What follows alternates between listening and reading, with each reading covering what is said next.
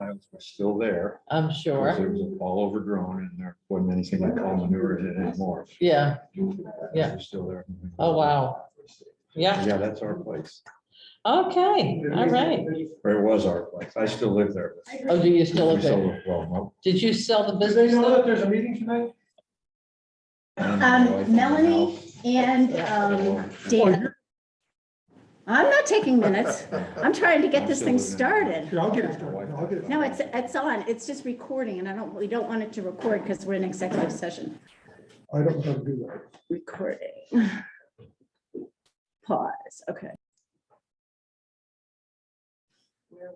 Okay, so I would like to call the meeting, the select board meeting of June 7th to order. We will start with the Pledge of Allegiance.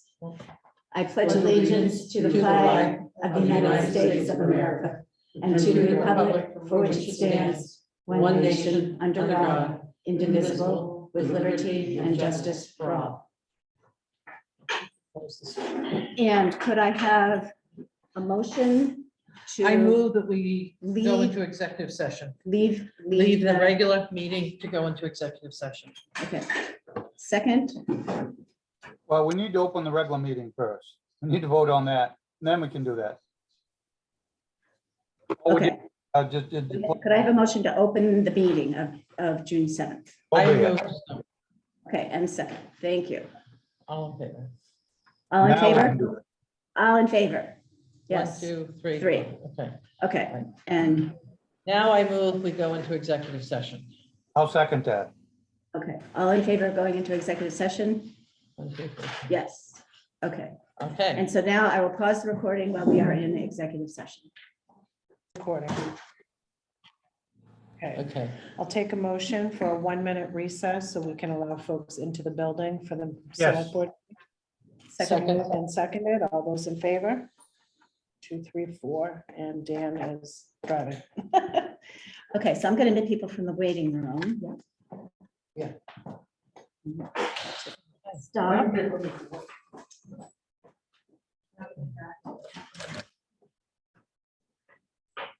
Wait people outside now if you want to yell outside.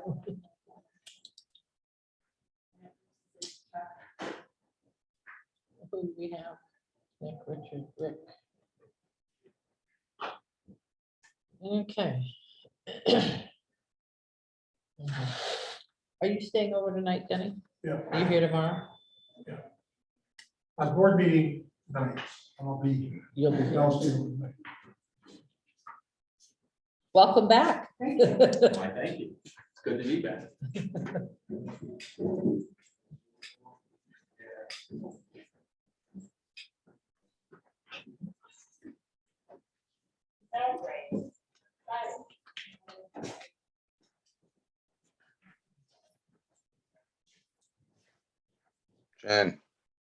Jen,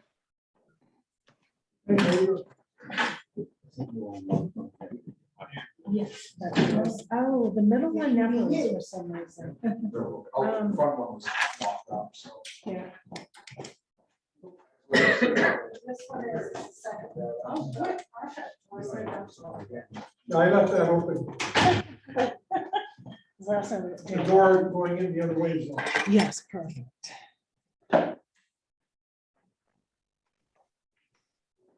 Jen, All right, I will.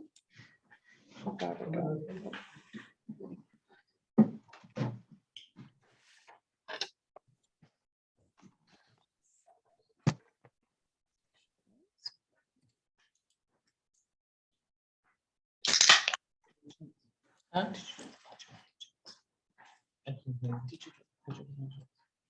Yes. Okay. I'm fine.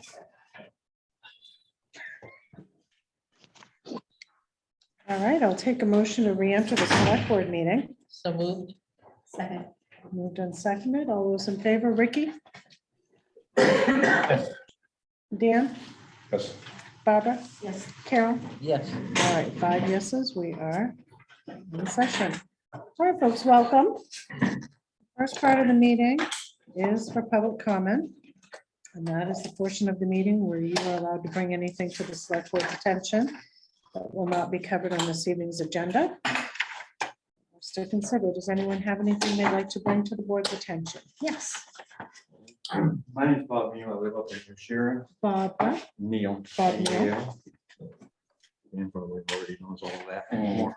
Thank Uh, you. I am Dan's opponent running for the legislature from District 58. Some of you may have known of the turkey farm on Route 27 New Sharon. That was me for 30 years. And I'm trying to get with another bunch of turkeys, so they tell me. I'm running as a clean election candidate. I have 8 years of experience on the school board in Mount Blue. And I know that's dangerous to say in the Messalonsky district, but that's where I was. And 3 years on the select board. I was the chairman at Mount Blue when we hired Mike Cormier, who stayed as superintendent for 22 years. Not many superintendents stay on that staff these days. And I was chairman of the select board in 2019 when we finished up the plans for building a new firehouse and town office, and we got that built and moved into it about 1.5 years ago. I am looking at ways that we can revitalize rural Maine. We've lost way too much in the way of jobs and economy. And we're losing our people. I have 2 sons. One lives in Brunswick. Can't afford to live there, but that's where he is. The other one lives in Portland, same story. They're both looking to leave. And I want those people to be able to stay in rural Maine. So that's my main pitch. Some of you have got this. Anyone who hasn't, I'm happy to hand it out to you. My contact information is on here. We'll get more of them.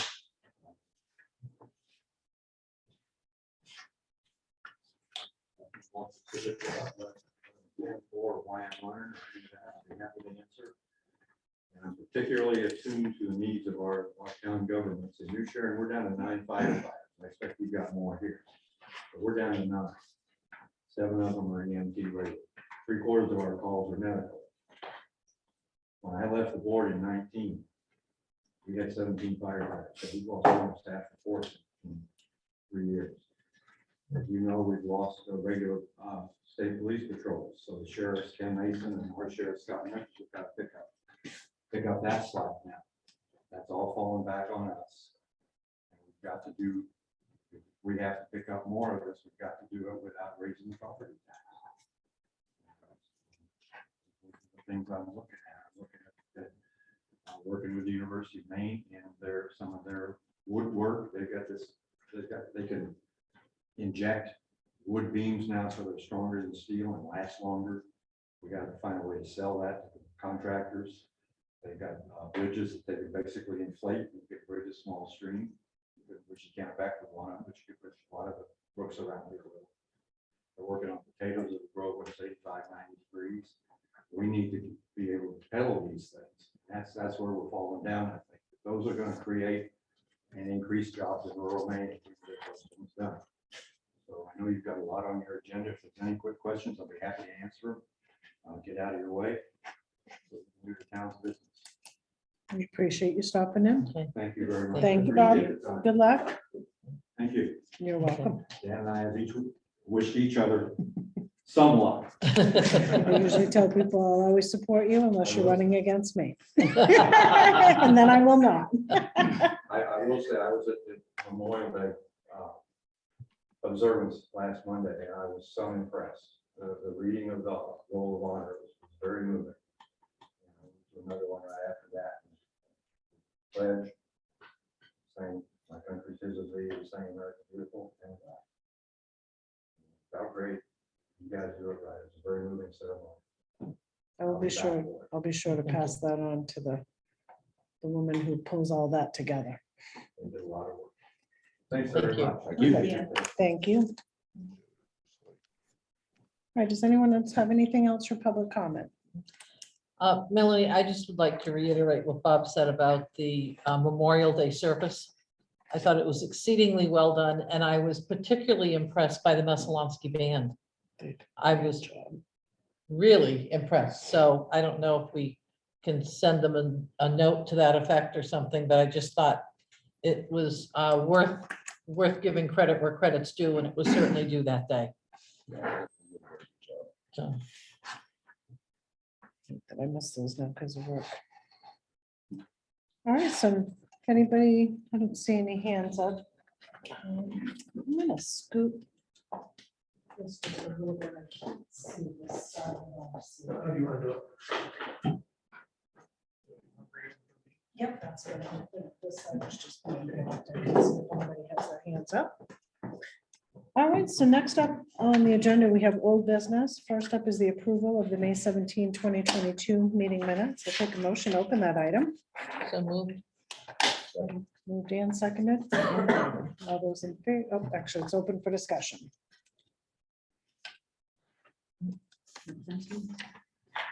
So no changes. I didn't highlight anything there. All right, see if there's no discussion on that. I'll take a motion to approve. I'll make a motion. We approve those minutes. Moved and seconded. All those in favor, Ricky, Yes. Dan, Yes. Barbara, Yes. Carol. Yes, All right, 5 yeses, those are approved. All right, next up, we have discussion and consideration of the harassment and sexual harassment policy for the town of Belgrade. Take a motion to open that item. so moved. Second. Moved and seconded. That item is open for discussion. So this is pulling together. We had asked Anthony at the last meeting if he could solicit policies from other communities. 5 policies, Bedford, Lewiston, Oakland, Orono, and Richmond, all sent over what they have for policies. Did everyone have a chance to review them, and are there any that stand out a little bit more? I think some of them have more items in more detailed, well, some of them. I think they're all fairly consistent as far as, you know, the basic issues and the basic complaint procedure. So, I mean, comparing the others to ours, I think that ours, when it's proposed for Belgrade, I think that it's more complete than what we had before, and I think that, you know, this is fine. It's the basis that we have. The one proposed from Ian Freeman? Yes, Okay, because I think the one that we had before was just a paragraph or two Right. long and didn't really go into any of the procedures for complaints. So I'm fine with the proposed policy that we have here.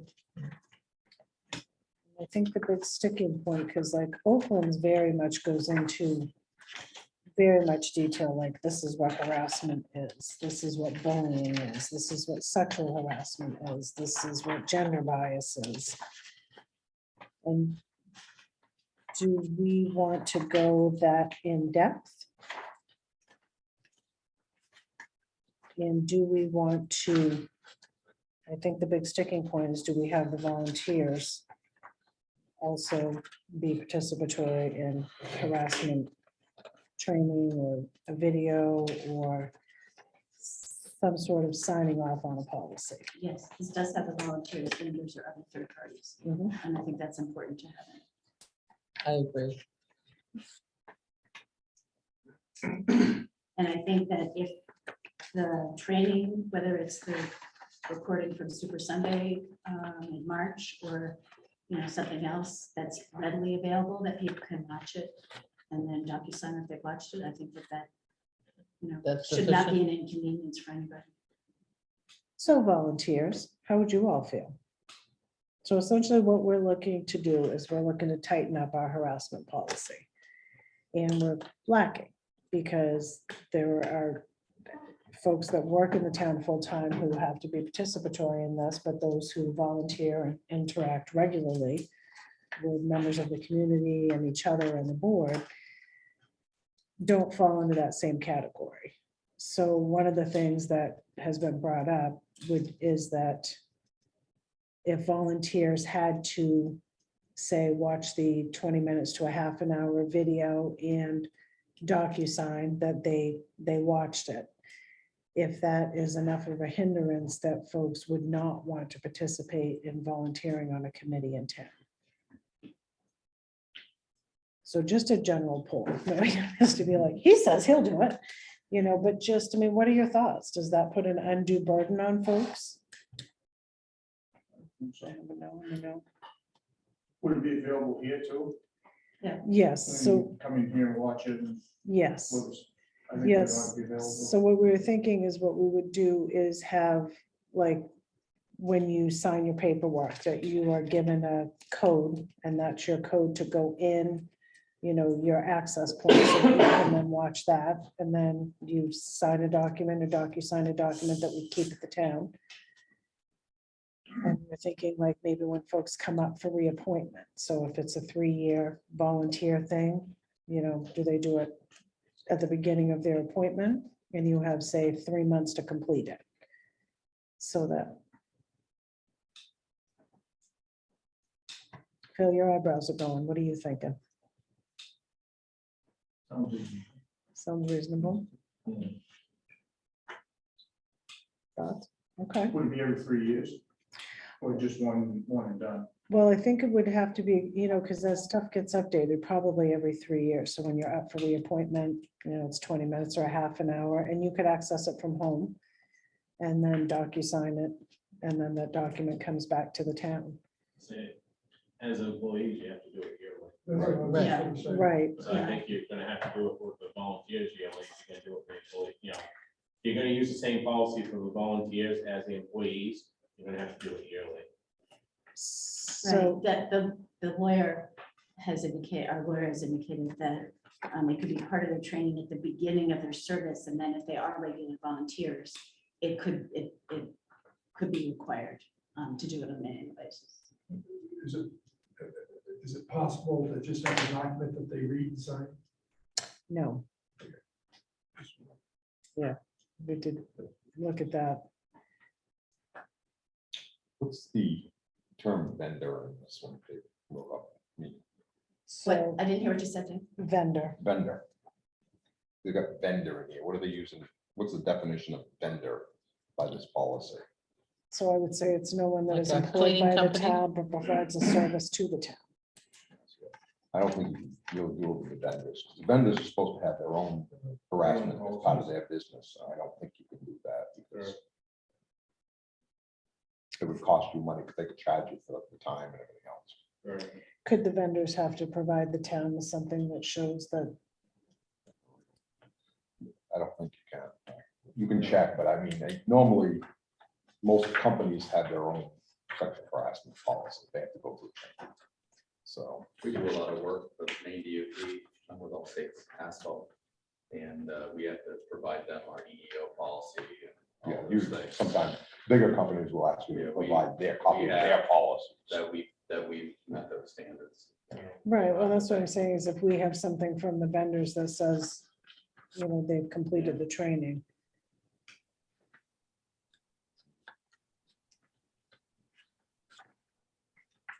Ricky, was there any other policy in there that jumped out to you as one that you thought would be better suited to the town of Belgrade than this one that Ann provided? After looking at them, it still didn't change my mind. I really am opposed to making the volunteers do this. Thought about it. And you know what? Just like I said before, the paid employees, anybody that gets paid any money from the town of Belgrade, yes. But the volunteers, I can't see them. I can't grasp it. I'm sorry. I'm just not gonna go along with it. So my vote on this is no.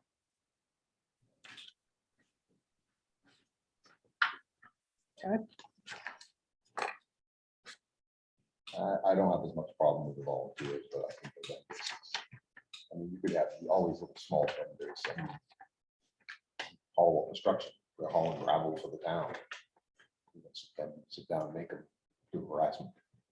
I mean, I can tell you, personally, in my company, I'll charge you guys to do that. So I have, I mean. I would pay the guy push to it. do it. I can't afford to have him sit down and do that while charging the town to do it. And that, because I'm a small independent company, it's mostly small independent companies that work for this town. So that's the other thing to think about is, basically we do our own thing, we bring up, this is what you can do, can't do, blah, blah, blah. Well, that's what I'm saying, Bruce. I mean, that's But what, see- what my thought was with the vendors, that if you already do that and then you provide something to the town that says that you are aware that the town has this harassment policy. But And your my intention understanding, is to anything, you know, because I'm on the fire side of it. My understanding is it has to be the one specifically for this town. Am I right? Dan, isn't that how we've been instructed and told? Well, I mean, for the town employees, yes, So wouldn't that fall? but I within- don't know if it does that for vendors or unpaid people, so I honestly don't know. And I guess that, you know, I don't have, trust me, I don't have a problem with the employees, this and that, you know, I'm not so, you know, it doesn't upset me with volunteers, but, you know, being on the vendors, I'm just, you know, I just think that you're gonna, you know, it's like your cleaning service, you know, they have, you know, anybody, if you're gonna require, that company has a right to build the town to do that training. So I could get very. Cleaning service, you could have 1 week, it could be one person, 1 week it could be the next person. So, You know, it's, you know, so what, a lot, you know, requesting vendors to do it, you know. You know, Well, you're a vendor, so you're responsible, so the owner of that vending company is responsible for their employees. So if they do something wrong in the workplace, that comes back onto that company. That isn't a liability on the town. That's a liability on the company themselves. Well, and That's why you guys require us to have a huge general liability policy, a huge vehicle policy. That's what all that coverage is for. So I think Linda has something, and then I guess my thought with that is, do we bring it back to Ann Freeman, who is the harassment attorney for Bernstein Sure? She is our lead person on that, and she is the one that said that the policy should encompass anyone who does business in the town of Belgrade and interacts with people. So it's not like it's her first day, so they've got to have something What's the that other we town can doing? utilize for that. I- Hold on one second. Oh, sorry. Linda had her hand up first. So if you do business with a vendor, is there usually a contract drawn up, and can there be just boilerplate language in the contract that says that the vendor acknowledges that there is a sexual harassment policy that they need to adhere to, and then just drop it as that? Well, because that was the other question with the last meeting. Could you give them a copy of the policy and they sign something stating that they've received that policy? I think we could make it a condition of a contract that the vendor have a sexual harassment policy that is implemented and maintained.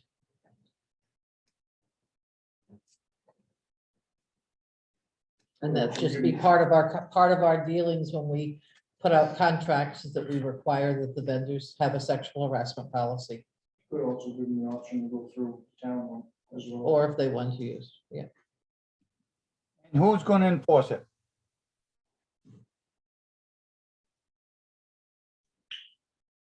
Most of the policy, Make all these policies, but somebody's gotta enforce them, and we've got so many now, we don't know who's enforcing what. well, if there were a sexual harassment complaint, then the town, it would probably come to the town manager, and the town manager would have to follow the harassment policy. The initial thing I'd probably do if I were a town manager and the claim happened, would be to contact legal advice. But at some point in time, this is gonna have to get settled, and it would be the town manager carrying forward that. The enforcement is actually a complaint that actually enforces the policy, right? I mean, someone complains, then the town manager has to take action pursuant to a policy, or somehow it gets to court. Hopefully you can stop it before that. I think it's the town manager's role to ensure that the policies are adhered to. This, Go ahead, Rick. are you talking, Denny, about enforcing it for the vendors? To the vendors? Oh, if a complaint comes to the town, most of these complaints, it's about a town's sexual harassment policy. So if something happens on downtown property, or whatever, if there's a person working for the town, and there's a sexual harassment, like, say it's lodged against Bruce, so I know that you'd never do that. But just assuming that you did. That complaint would come to me, someone would say, geez, you know, or it may come through me, to me through a secondary source, but somehow it would get to me, they'd say, we have a complaint against Bruce, he did X, Y, or Z. I would have to move forward following our policy on investigating and all of that. That's just, I don't think that was Ricky's question, though. I think Ricky's question is who's gonna enforce making the vendors adhere to whatever we tell them they have to what do you do? mean, actually signing the policy? Right, because I mean, If you have it in a contract. and what is a vendor? Because technically, anything that we buy from anybody, if we buy it from them, they're a vendor. If the library orders I books, hear that. they're a vendor. So why don't mean- we have Ann clarify what the language would be around the term vendor Yeah, as 'cause I mean- applicable to the town of Belgrade? And I didn't see in the other ones that we have, the other 5 that we have, I don't see anything referring to a vendor. And the only one that talks about anyone other than employees are in Lewiston one, where it says harassment of city employees by management, supervisors, coworkers, or non-employees who are in the workplace. So, I mean, that's pretty broad. I mean, that is the volunteers and vendors, which, you know, but it's directed at protecting city employees, town employees. It's basically a policy, but I don't necessarily think that it says that those people, all those people have to go through their training. No, it doesn't say that, So but it's, I mean, this is one, it yeah, mentions non-employees as, just as another way of wording it. Right. Just, you know, if you got 5 other policies here, it doesn't have the vendors or stuff in it, so I mean. But whether or not it has it in there, the real question is, if there's a complaint that the town of Belgrade failed to adhere to their sexual harassment policy, or that a complaint against a vendor, the town of Belgrade has to at some point in time take an action to solve that complaint. And if it's unsatisfactory, ultimately it'll get to the courts. Now, the question then becomes, who becomes liable if Bruce, in fact, is found to have been guilty? Is Bruce the guilty party, or is the town liable for his action on town property? That's, I mean, Yeah, 'cause I I think there's a lot of questions. right. And I think what it is, I think it's basically, if you have a complaint against a vendor, say somebody from the library complained about a vendor, or somebody dropped off. It wasn't a town employee, it would go to town manager would go to the vendor, Right, first thing. whoever is at the head of the vendor, and go, we've got a complaint, now we start having to go through the process with him. Yeah, that makes sense. Because I think that's, because, I mean, obviously, town manager couldn't bring in the vendor and sit them down and start it, because they're not an employee. The town manager has to follow our harassment policy that dictate. Where you have to Right. go. Yeah. I'll ask those questions. The rest of it, I mean, I have the smaller policy, the one we had drawn up on it better. I don't want to over engineer. No, and I don't know that we need to, you know, I think our biggest thing have a is definition. town employees term. and possibly volunteers. But if we can find out the volunteers, we can get away with not having to do it every single year. For somebody who's volunteering one day every 3 weeks. Well, and that's why my thought with that was, why could we not do that at the beginning of Which their would be great if appointment? we So if you're on a 3-year rotation, at the beginning of the 3 years, you have so many months to Why don't we comply. check with Bernstein Sure and see if we can make that our policy, that employees have to do it every year, volunteers have to do it every term. And it's written into our policy. Denny, do you want to call Ann, or do you want me to call her? No, okay. But, I need, My hand scratchings. All right, does anybody else have any? I can decipher them for No, you that's too, Denny, if you like.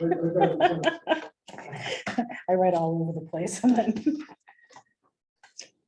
Okay. So does anybody else have anything else to pipe in on about the town sexual harassment policy? All right, seeing none, we'll move right along to new business. First up on new business is to appoint his appointments. I'll take a motion to open that item. So moved. Moved and seconded. All right, so first up is to appoint Bruce Galush as a first responder for calls from Main Security. So is Main Security, is that who we have at the Center for? Right, okay, that's what I thought. It's Seacoast, not Main Security. Used to be. Used to be. Okay, so I'll make a motion that we appoint Bruce as the first responder for calls from Seacoast, Second. because he doesn't do nearly enough. All right, moved and seconded. If we've got somebody doing minutes from the recording, you may want to raise your hand. Instead of naming the person motioning and seconding. So they aren't trying to figure out from this recording. Yeah. Good idea. Okay. So the sound isn't that great. So, All right, so I made the appointment. I made the motion. Who seconded first? I seconded. Okay. Carol seconded. Is there any further discussion? I got a Seeing question. none. Is he gonna get Yeah, compensated for his mileage or anything for going to these buildings? That was something I was. A gallon for gas. He probably ought to be getting something if he's gonna be running around to these buildings when the alarms goes off. so when you do an alarm call as a plumber and you put in for mileage, No, this is alarm call for burglar alarms, fire alarms. right, but I mean, Oh. when you do a call for plumbing, No, Do you- I charge just a service call. just a service call, okay. But I would, if I, on this part of it, would be just like I said, a town employee. You know what I'm saying? Not common. Right, right, so then, And when you get a new town manager, I assume the town manager will be the first contact. And actually, it wasn't the last town manager, it was facility maintenance. But I think, it should go back right to facility and then probably keep me as a second, so if something happens again, we're not back through doing this again. It's Yeah. already set and done. That's how it was when Scott was on, as I was second. Right. And then I think it stayed that way with Gary, and I don't know what happened, how it changed after that. Just a all right, question. so If he doesn't So want it, what- it's are fine. you looking, amend the appointment to include reimbursement for mileage at state rate? No, I mean, I was just asking I want to make sure that we're treating guys that have stepped up late. All I'm trying to do. I'm fine. We're not gonna get, Let's move on. we're not gonna get many calls, I hope. Bruce will. I hope. I hope we don't don't get think any it's more like unreasonable. last night's. No, I don't either. That's why I was asking if we wanted to amend it. Okay, so what I will do is I will rescind my original motion. Will you rescind your I'll original rescind my second? Okay. So I would like to make a motion that we appoint Bruce Galush as the first responder for calls from Seacoast Security. And when he has to go to a call, that we pay him mileage at state rate. I second that motion. Okay, seconded by Carol Johnson. I think we ought to pay him like an hour's labor or something. 'Cause mileage, you may get $1.50 or something to go across town. I mean, I was an hour last night. Right. With the alarm system. Because the burglar alarm went off, I had to wait, come in with KSO, go through the building and. Okay. How does that work with the volunteer firemen? You go on the call. I'm gonna rescind that again. I know, I'm You like, get paid an hour, basically an hour, at least an hour's labor. Like, for- at least 1 hour's labor. and what would your hours labor be? I think my down rate, what, 19, I think it is, or something like that. I guess what my employee rate is. All right, Have to work that. so I will I mean, if you continue go- my Like I motion. say, if you go out on a call, I'd say pay a minimum of an hour. And if you don't have to go out, then you just don't worry about it, you just take the call. and answer questions, but Okay, so I will rescind my second motion. I'll rescind my second. All right, I will make a third motion that we appoint Bruce Galush as first responder for calls from Seacoast.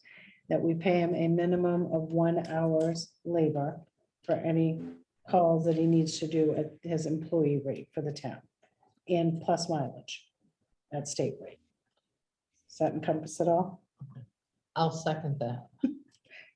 All right, so For the third moved by time. Melanie, seconded by Carol. Is there any more discussion? Heaven help me.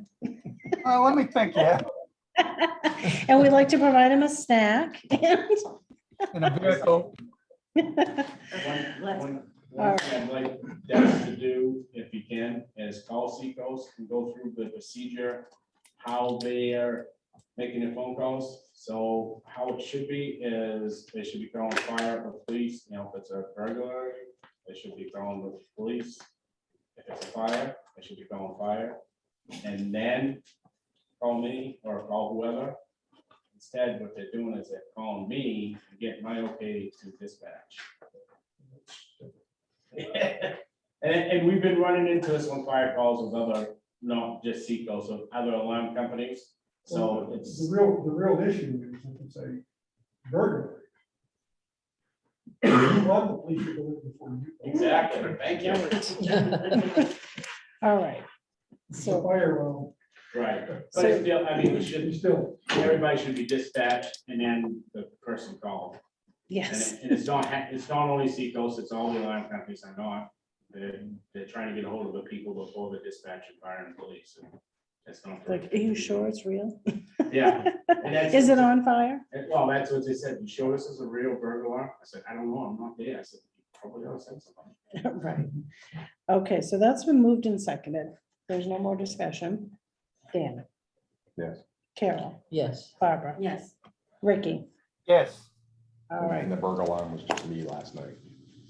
Oh, you were the burglar. Yeah. Because I was running late, so I had Mary put the town manager applications out in the furnace room. Didn't realize they put a, there's a contactor on that door too. Yeah. Because it's just. I would've known. on doors. I don't know. All right. Next up for appointments, we have Michael Hano to appoint, like to make an Appoint. and to appoint Michael Hano as interim sexton. Is Mike with us? Yes. There he is. Okay. I'll second.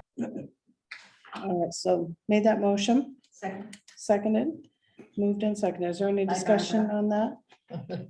What's that? Seconded by Barbara. Seconded by Barbara. All right, Mike, do you want to say anything?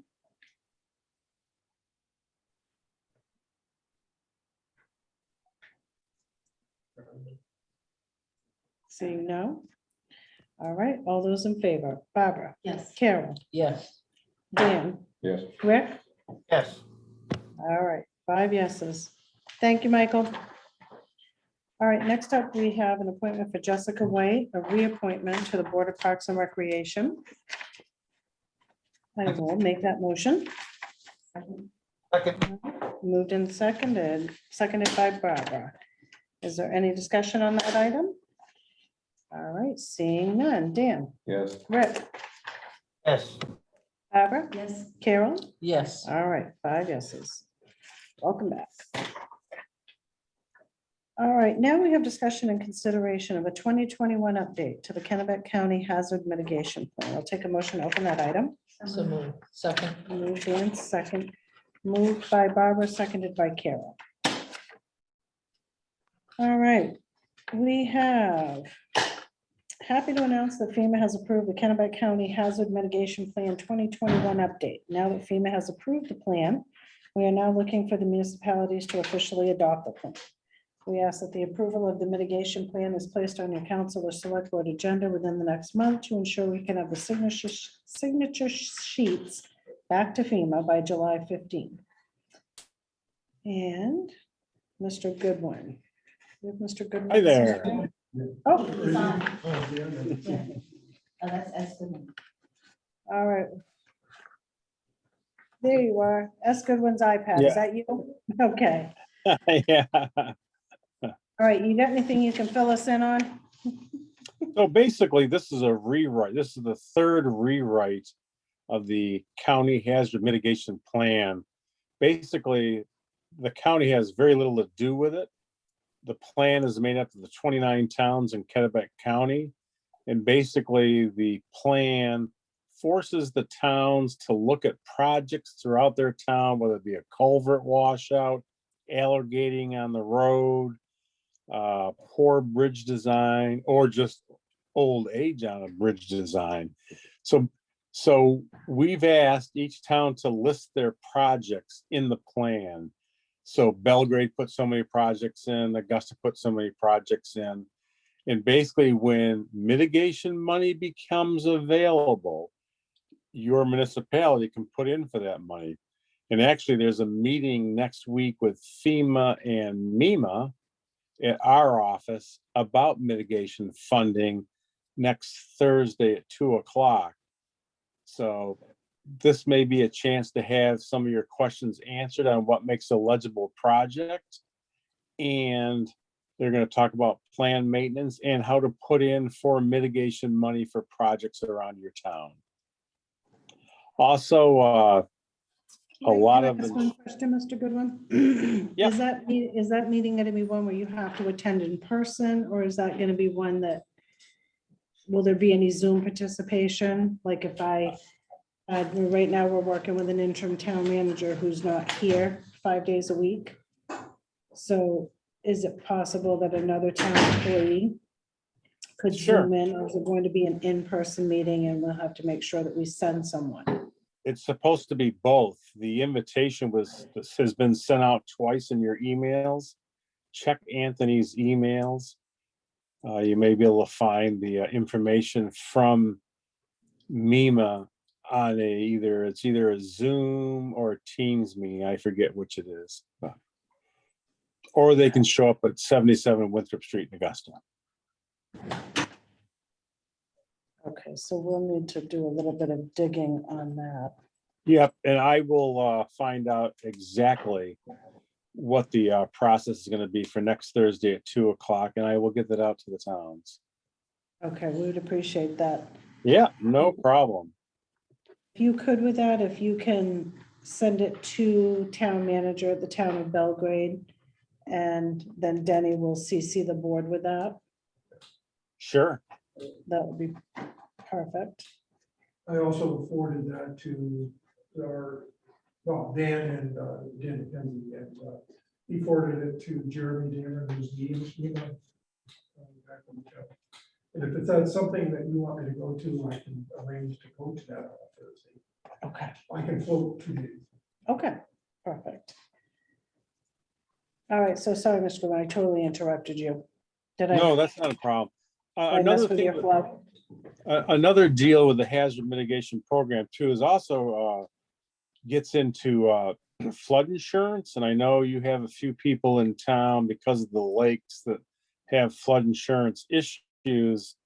So it just helps the process along for them when they're going after flood insurance. So it also helps you folks during a disaster if it's declared on the municipal level and state level, if everybody meets their thresholds. If a project is listed, so a project you're watching in town, let's say a culvert just before town or something, or even down by the islands there, the thoroughfare. If one of those projects that you have listed stating, we are going to fix that culvert as soon as we get the funding or as soon as we get the contractors lined up, whatever the case may be. If that project blows out because of a weather event or some other natural hazards, because your project was listed in the town's project list, that puts you ahead of a lot of other municipalities on disaster relief because you folks had recognized the issues of a problem in your town. I mean, some towns, they list one or two things. Other towns list 13, 14 different projects.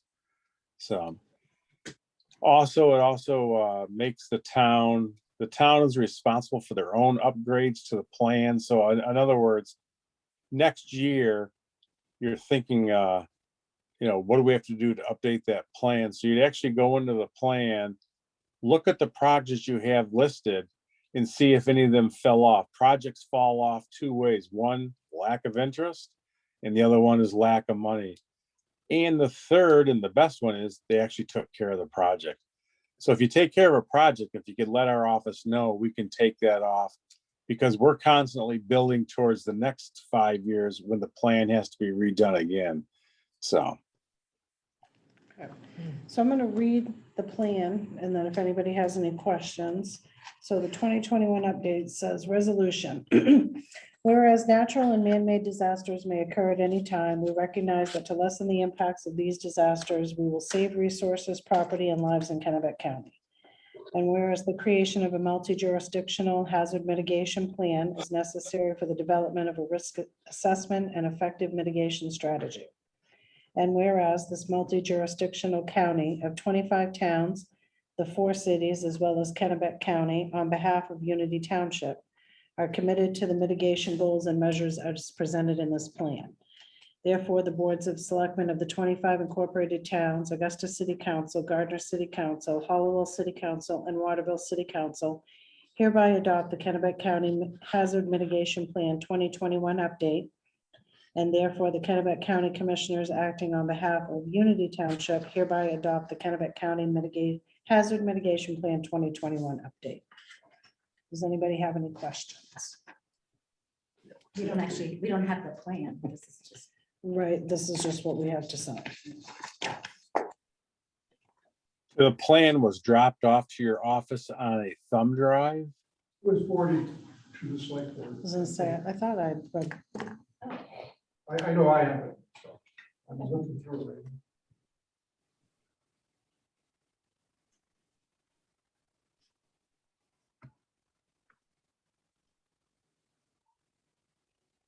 And 517. We did get that. So, it's okay. All right, so seeing no questions, do you want, so if we do this month, where a couple of select board members haven't had a chance to read it, as long as we do it at our next meeting, we're still within our time frame, correct? I would believe so. July Okay, 15th. July 15th. Okay, so what I'd like to do is I'd like to take a motion to table the signing of this until we bring it back to our next meeting, and that gives everyone a chance to review the plan. So moved. All right, so moved. And when's your seconded. next meeting? 2 weeks from June today. 21st. Sean, if I may, Yes. does hazard mitigation also include salt contamination of wells? I'm sorry, please. Can you repeat that? Could the town of Belgrade basically state that there's a hazard due to salt contamination of public wells in the town of Belgrade due to the way the salt piles had been located in the past? That's a hazard to some. We already have a problem with 13 wells, but that's a problem that could grow. Is that something we could argue is covered through mitigation? I don't think so, because a lot of this is keyed by a disaster, which causes a town and the county to look for damage assessments that meet the thresholds for the state to get declared an incident from Washington, DC. So just, I think it is a disaster for the town. I think I could argue it's a disaster, but I understand your point. right, but a simple question, Denny, would be, how much is it gonna cost to fix that problem? Lots. Million. Okay, so now you meet Kennebec County's threshold. Are we able to somehow push that up to 2 million to meet the state's threshold?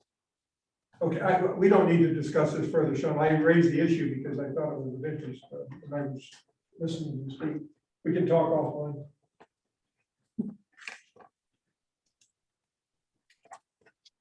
All right, thank you for that. Okay, so moved and seconded to table that to the next meeting. All those in favor, Barbara, Yes. Carol, Yes. Rick, Yes, Tim? Yes. All right, 5 yeses. All right, next up, we have discussion and consideration of hiring a safety consultant. I'll take a motion to open that item. So moved. Moved by Carol, seconded by Barbara. That item is open for discussion. That would be you. You're on. Yay. Hey, How are you? pretty good. I usually see you on like a Super Sunday. Yeah. So for those of you who don't know me, I'm Lynn Martin, and I'm a private consultant, self-employed, with no employees. So as far as any policies, I've been assisting the fire department with their compliance for Bureau of Labor since 2010. I've also been helping over at the transfer station. I came on board there in 14, and then Kenny sort of had things under control and was doing well for a while, and then said, well, maybe you ought to come back. So let me just give you this little packet. Anthony reached out to me and asked me to just, if I would, come speak with you. So I put a packet together. There's actually a copy of the letter that I sent in.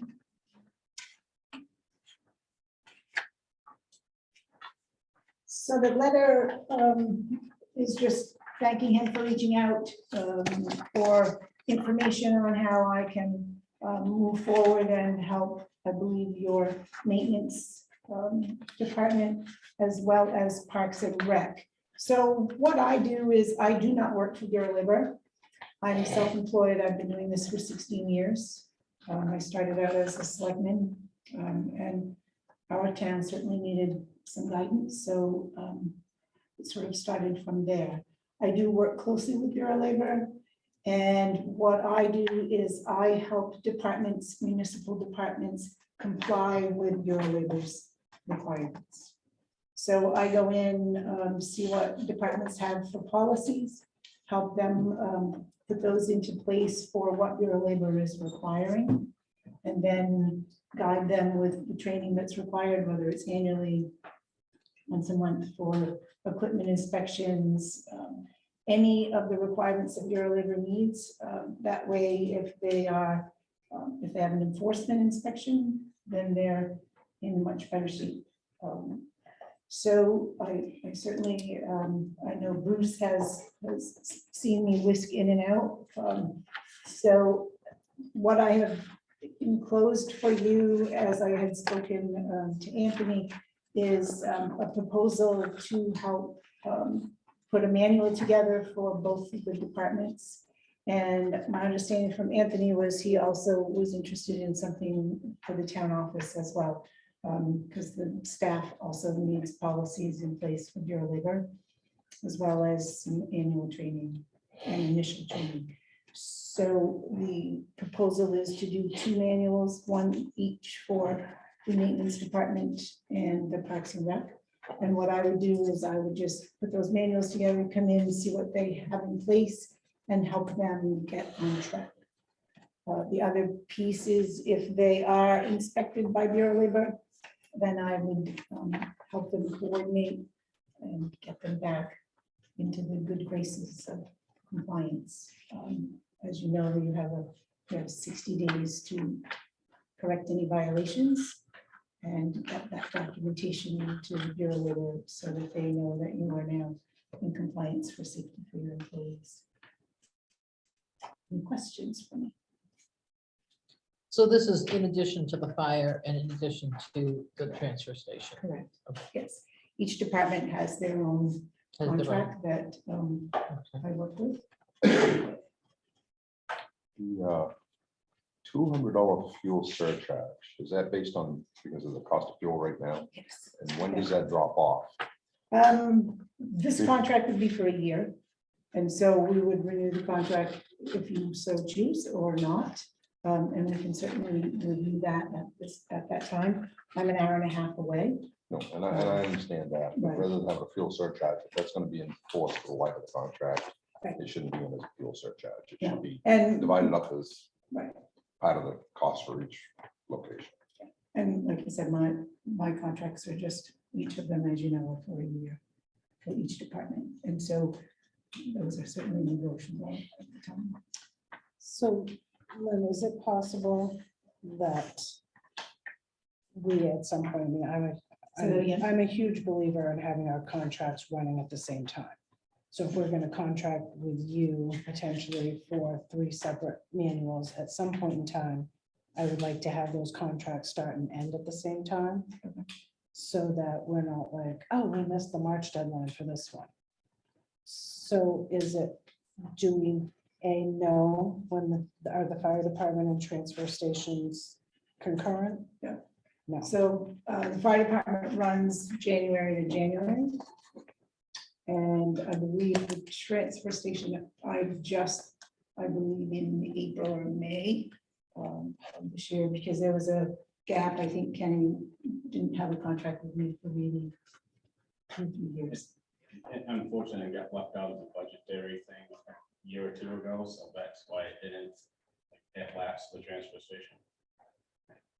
Because it got missed in the budget. So we've re-signed one. I don't remember seeing that come across on a warrant. Or Transfer even, station? or even come to the board that we were signing that. Anybody else recall seeing it? If this was a relatively new contract, because it would have been if we'd had a several-year hiatus, that should have come to the board.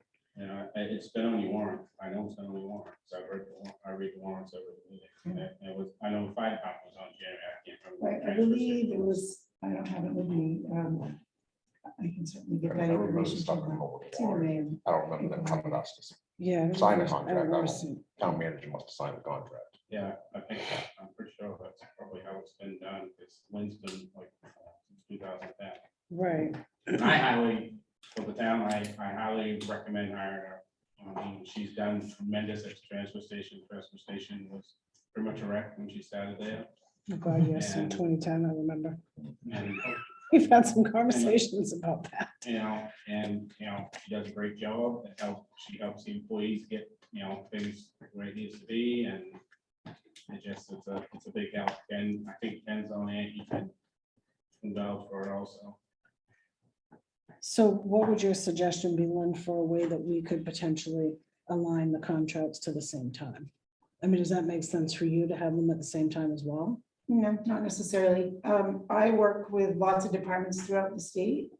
And so I have just rolling contracts that come up multiple times within a municipality, because someone will decide that, they need an additional department brought on.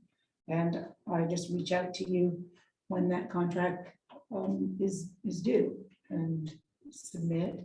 And if there's, of course, yeah, I haven't had that question brought to me before, because I usually just notify the department head or the chief, and just let them know, are you interested in renewing again, that type of thing. And if they are, then I just submit it to them. They sign it and submit it to the town.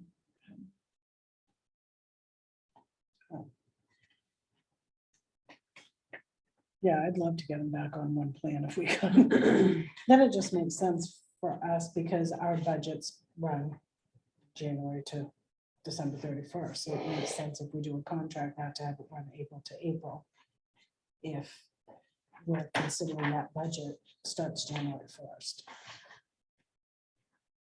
So I'm happy to move this forward, but I would love to see if there's some way that we can tie them together. Through, I don't know how to do that, like prorate a rate so that eventually they're all coming into one for the first of the year.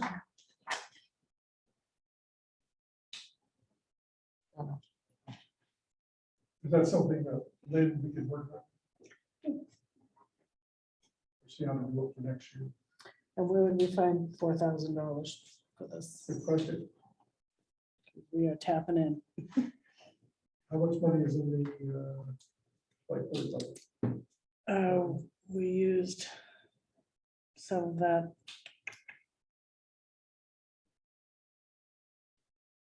Because I thought we were gonna be almost out of that, because we'd used it for an over. Couple of capital reserves.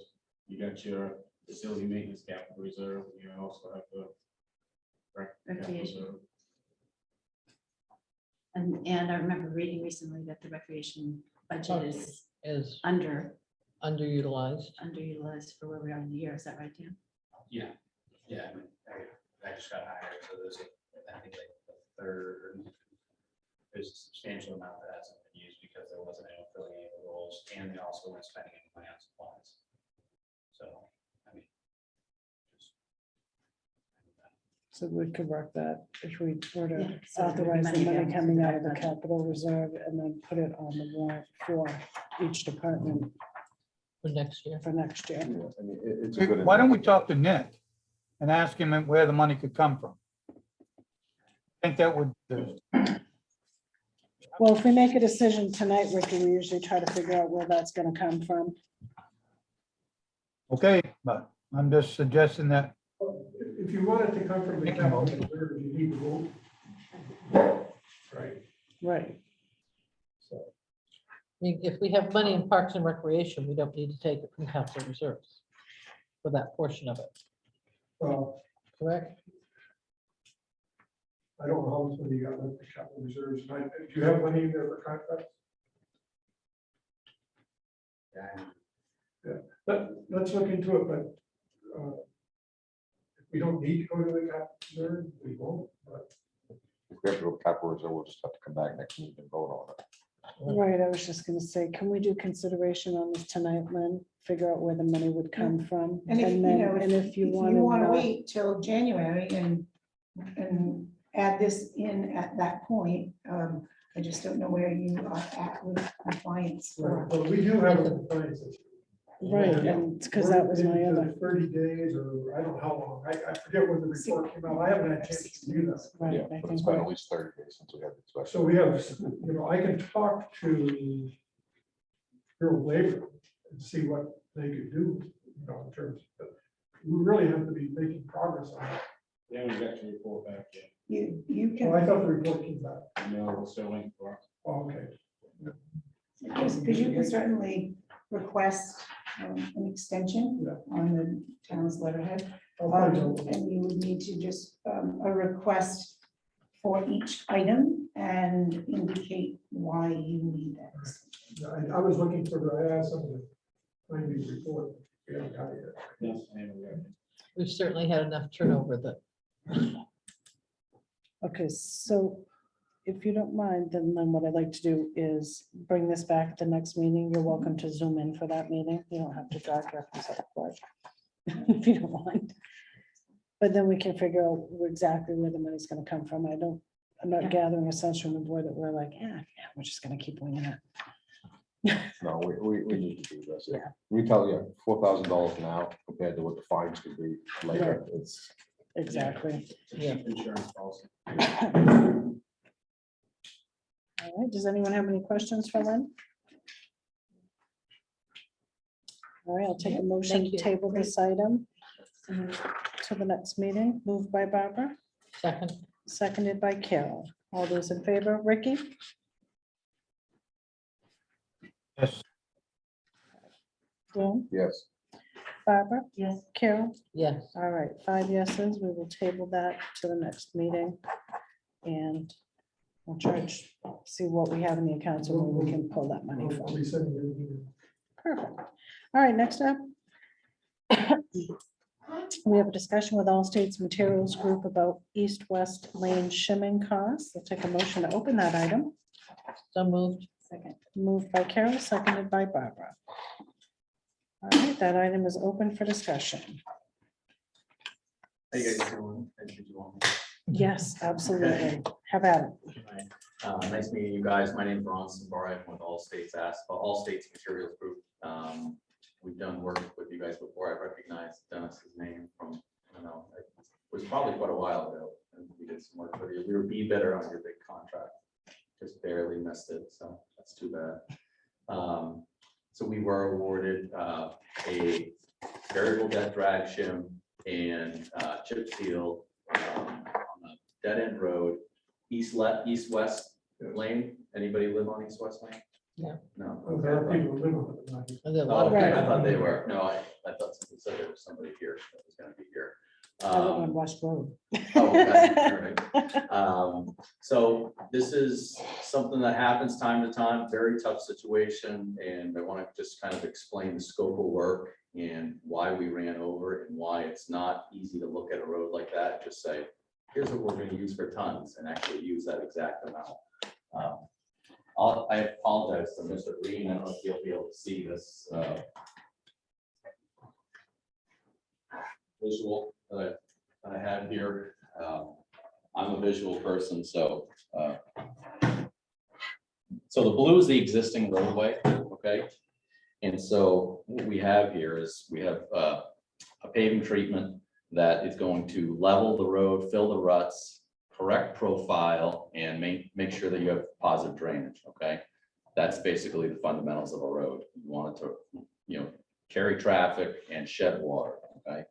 So what we do is the blue is the existing road.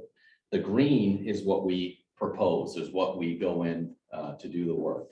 So as you can see, when we put a flat screed, which the paver has a flat screed, you really can't bend it much. And there's a reason for that. We don't want to bend it. You want a road so that the plow can actually plow the snow and ice off the road. If we conform just like the road, then I'd be able to put an exact depth of pavement. So here's the tough situation. So we have a very short road. I think it was like 3,200 feet. And it's a one application treatment. It's a variable depth. So when we give an estimate, we give that estimate that basically looks at the road, and you can see a certain amount of rutting, a certain amount of rutting. And so what you have is you have variable depth in that area to fill.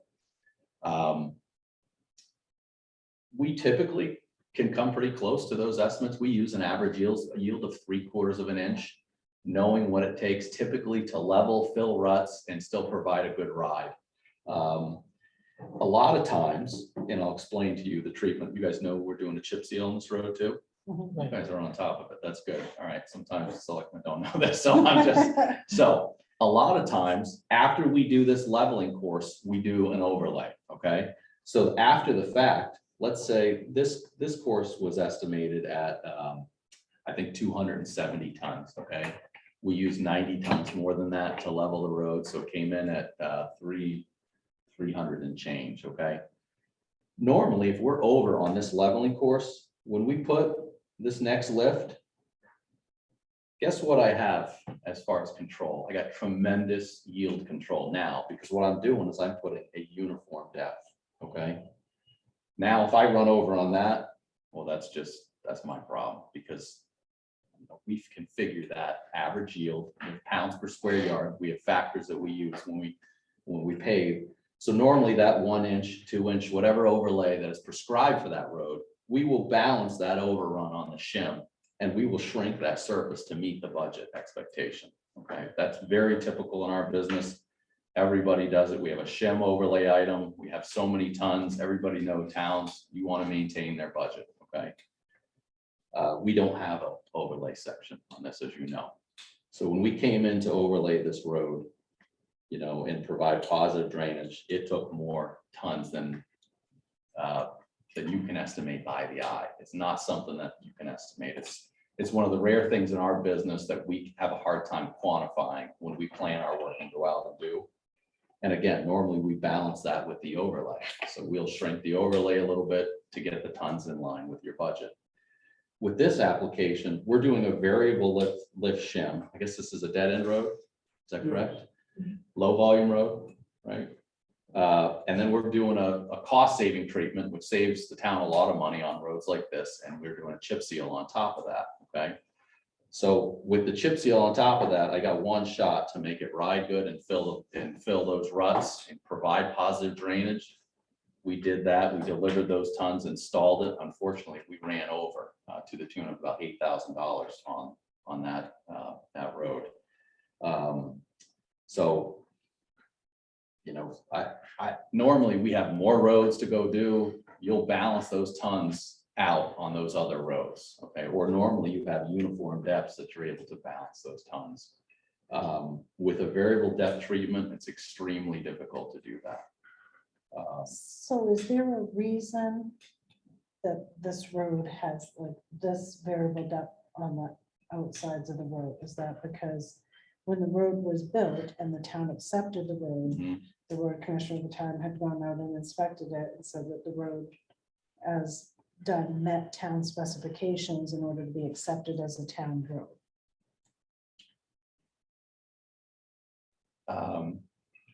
So that outside fatigue is typically in Maine. The answer to your question could be yes. I'm not gonna theorize what the history of the road was, but typically in Maine, our roads, and this is kind of to scale, here's the center of the road, you can see the car driving down it. Our roads typically were built like a certain small core, and over time, we have widened our roads over time. As we widen the roads, we don't typically have correct base gravels in municipal infrastructure. A lot of times there's no engineering, things are not done that would meet a modern day standard, because this road's probably been there a long time. I don't know the history of this road. It hasn't been there a long time. No, actually, that road was built to town standards back in, I think it was accepted in 2011 or 10. Okay. The other thing is, it is about a little over a half mile, Yep. but most of that mile, half mile, there's only a couple houses up toward the front. I Mhm. think there's one house way down the end, so it wouldn't have the same volume of traffic going all the way to the end. Okay. So I would expect to see an irregularity up front, not Okay. down below. You know, a lot of times on a road like this, and we're running over, we can stop short, we can, to try to maintain budget, but it's a dead end road. You guys, the biggest thing when we go do business for somebody, we want to do two things.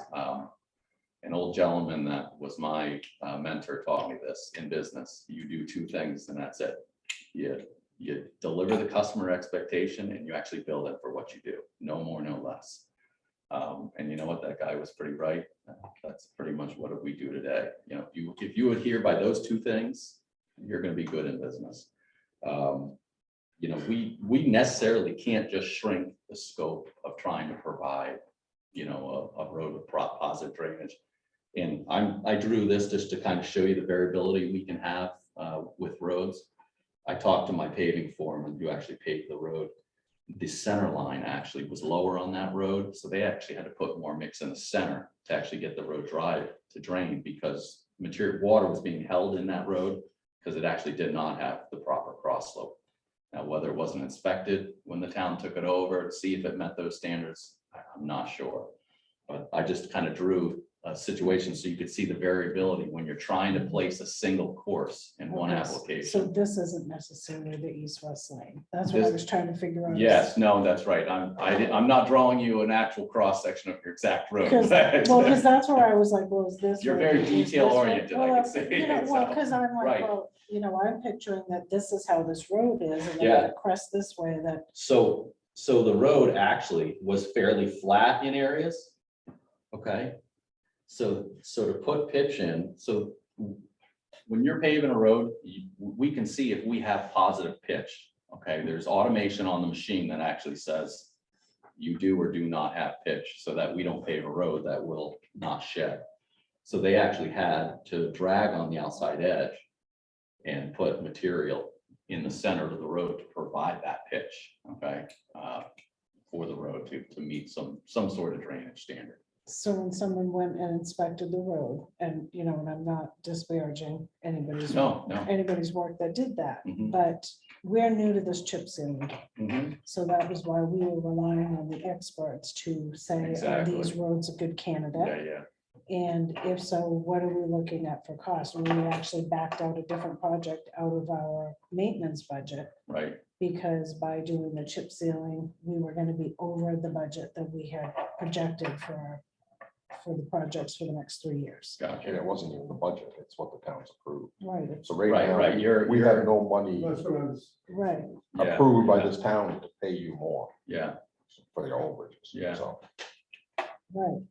and as far as shimming, I've never seen, we see the state come through on the main roads here and shim all the time. I've never seen a road that looks like it's been paved when it's been shimmed. So that's a great question. I'm glad you said Because I that. can tell you because- right now, the people who live on that road, when we put down chip seal after this now, Yeah, they're gonna start screaming at us. they're gonna say, why you put a gravel down on my paved road? And And then after the fact, it'll wear in, they'll see why, but. So that's a great, the roads that are shimmed by the state are not shimmed to meet this standard. They are literally, they're putting it on paper thin just to fill some wheel ruts. They're not correcting any drainage, or they're not, you know what they're really not doing? On Anything. those roads that are like this. So our screed can bend, okay, but it bends in a long arc, that's steel, okay? We crank the max crown into that machine so that when you go put a plow blade on it, you can't. Nobody's cleaning the snow off those roads. That's what you're referring to as the skinny mix, Yeah. the LCP program.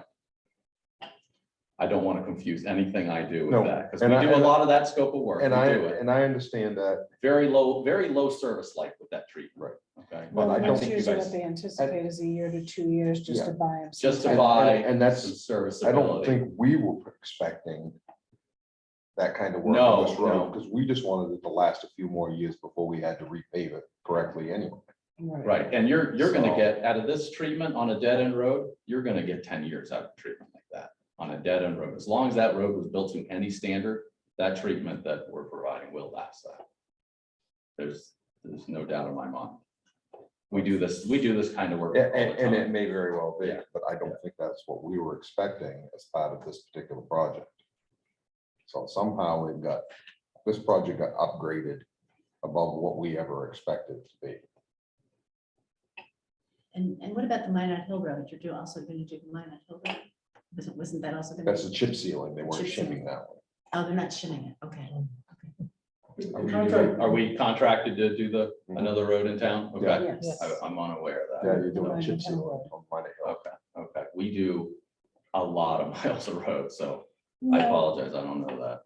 so wouldn't that one still have to be shimmed though, because that No, was the, If the road's in good enough It shape. didn't, they decided it didn't have the ruts and stuff, we just had to go down and patch in the, patch in the potholes. potholes, right? which they just did last Okay. week or whatever. Okay. Jason did.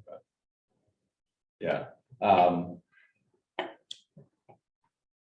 You know what, hey, I work with you guys anyway, budget wise. I know your voters approved the budget. You execute that based on your bids. I understand that. If you wanted to put off chip sealing this job a year, whatever you guys wanted to do, that's up to you guys. I'm more than willing to work with you guys. You know, so this isn't something we just did and then sent you guys a bill. We were in the, you know, we care about yield so much. Those guys are monitoring the yield as they're doing the work. They're monitoring the yield. So the phone call, when this work was 50 to 70% complete, the phone call was made to you guys. Because that's how important that yield is to because hey, it's only 3 truckloads to us, but it's a lot of money and material. Was it the road commissioner who took the call? It was the previous town manager Yes, that took the call that he was dealing with. So what would the question have been? And where's the? I mean, Sorry. what would if you made a call to the town manager, the previous town manager? So my local guy who's a sales rep, who handles municipal sales, Doug Fowler, he put a call into him, said, hey, that road's taking more shim to fill the ruts and put some crown in that road. You know, we're running over, you know, I just wanted to let you know what it, and he said, well, try to keep the yield down. I think he said he was gonna reach out and email you guys, some of the selectmen or something. Was that the case? it did. But I don't remember him saying that the road wasn't complete. I got an email that said it was over, the cost was over. Right. But I'm sorry, I didn't hear you. You didn't hear that it was complete or? When we got the email, it didn't say whether it was not complete or complete. Oh, It was okay, like okay. the road went over budget and they want more money. The issue here is whether it was complete or not complete. You still hadn't finished the shim job, right? We still have not finished. We were trying to we were reaching out saying, hey, you know, we try to have a good connection with our customer. We're not gonna just go do the work and send you a bill. And if we see that we're running over, that paving foreman watches yield, that's his job. And he's saying, hey, he calls Doug and We have a spec sheet that has the customer name, tons, estimated, the whole thing. He calls Doug and he says, Doug, there's no way I'm gonna be able to get this. I'm already in the middle of shimming. The ruts are too deep and there's no crown in the road. So I need to put some material in that to get drainage. What do you want me to do? And so Doug reached out to the town manager. I'm not sure. I don't want to put any words in the previous town manager's mouth. So I'm No, just, and I guess. there was my a own communication with you question guys, I guess, that took place. Is, where's our road commissioner? Well, I'm just, well, I hear you there, but here, and I'm gonna be straightforward. Yeah. You have a process that provides the best road because you want good customer service and you want to give us the best product, which I applaud you. and I think that's great. Yeah. We have a process that says, here's the contract, here's what we're asking you to do. We put it out for all kinds of people to bid, Mhm. right? So then you guys bid. We don't know how you make your estimates. We just, well, we do, but in reality. Yeah. We We're provide relying- estimates, though, volumes, Yeah, you tonnage, do. all those Yeah, things. Yeah, you you know? provide that information, and we assume that the information you provide is gonna meet the contract that we bid, if we pick the low bidder, because obviously we're trying to beat our budget. Right. So in the end, and I know this is gonna sound difficult, it is, because, you gotta wanna help. Listen, I deal with difficult situations every day. This is the smallest situation I've dealt with But today. what I'm so. saying is, in the end, we have to meet a budget, we only have so much money, we bid it. My understanding, I haven't even read the bids, Right. but my understanding is, you bid the contract and said, we can do what you've asked for this money. Is that a fair statement? We provide unit cost Yeah. for treatments, and we always, listen, if we ran, let's say I operated that way and I said, okay, I can do this road for 112,000. Let's say I did not incorporate the material into the road that I said I was gonna do. Let's say I only put 200 tons down instead of 3, okay? I'm not gonna bill you for 3. I'm gonna bill you for the lesser of the material. If I ran under, I would give you that savings. I hear you. So we bid unit cost. Everything we do is about the ton of materials incorporated into the work. I don't like lump sum costs in contracts because it violates that cardinal rules, those 2 things that old gentleman taught me a long time ago. Customer expectation and bill for what you actually do, no more, no less.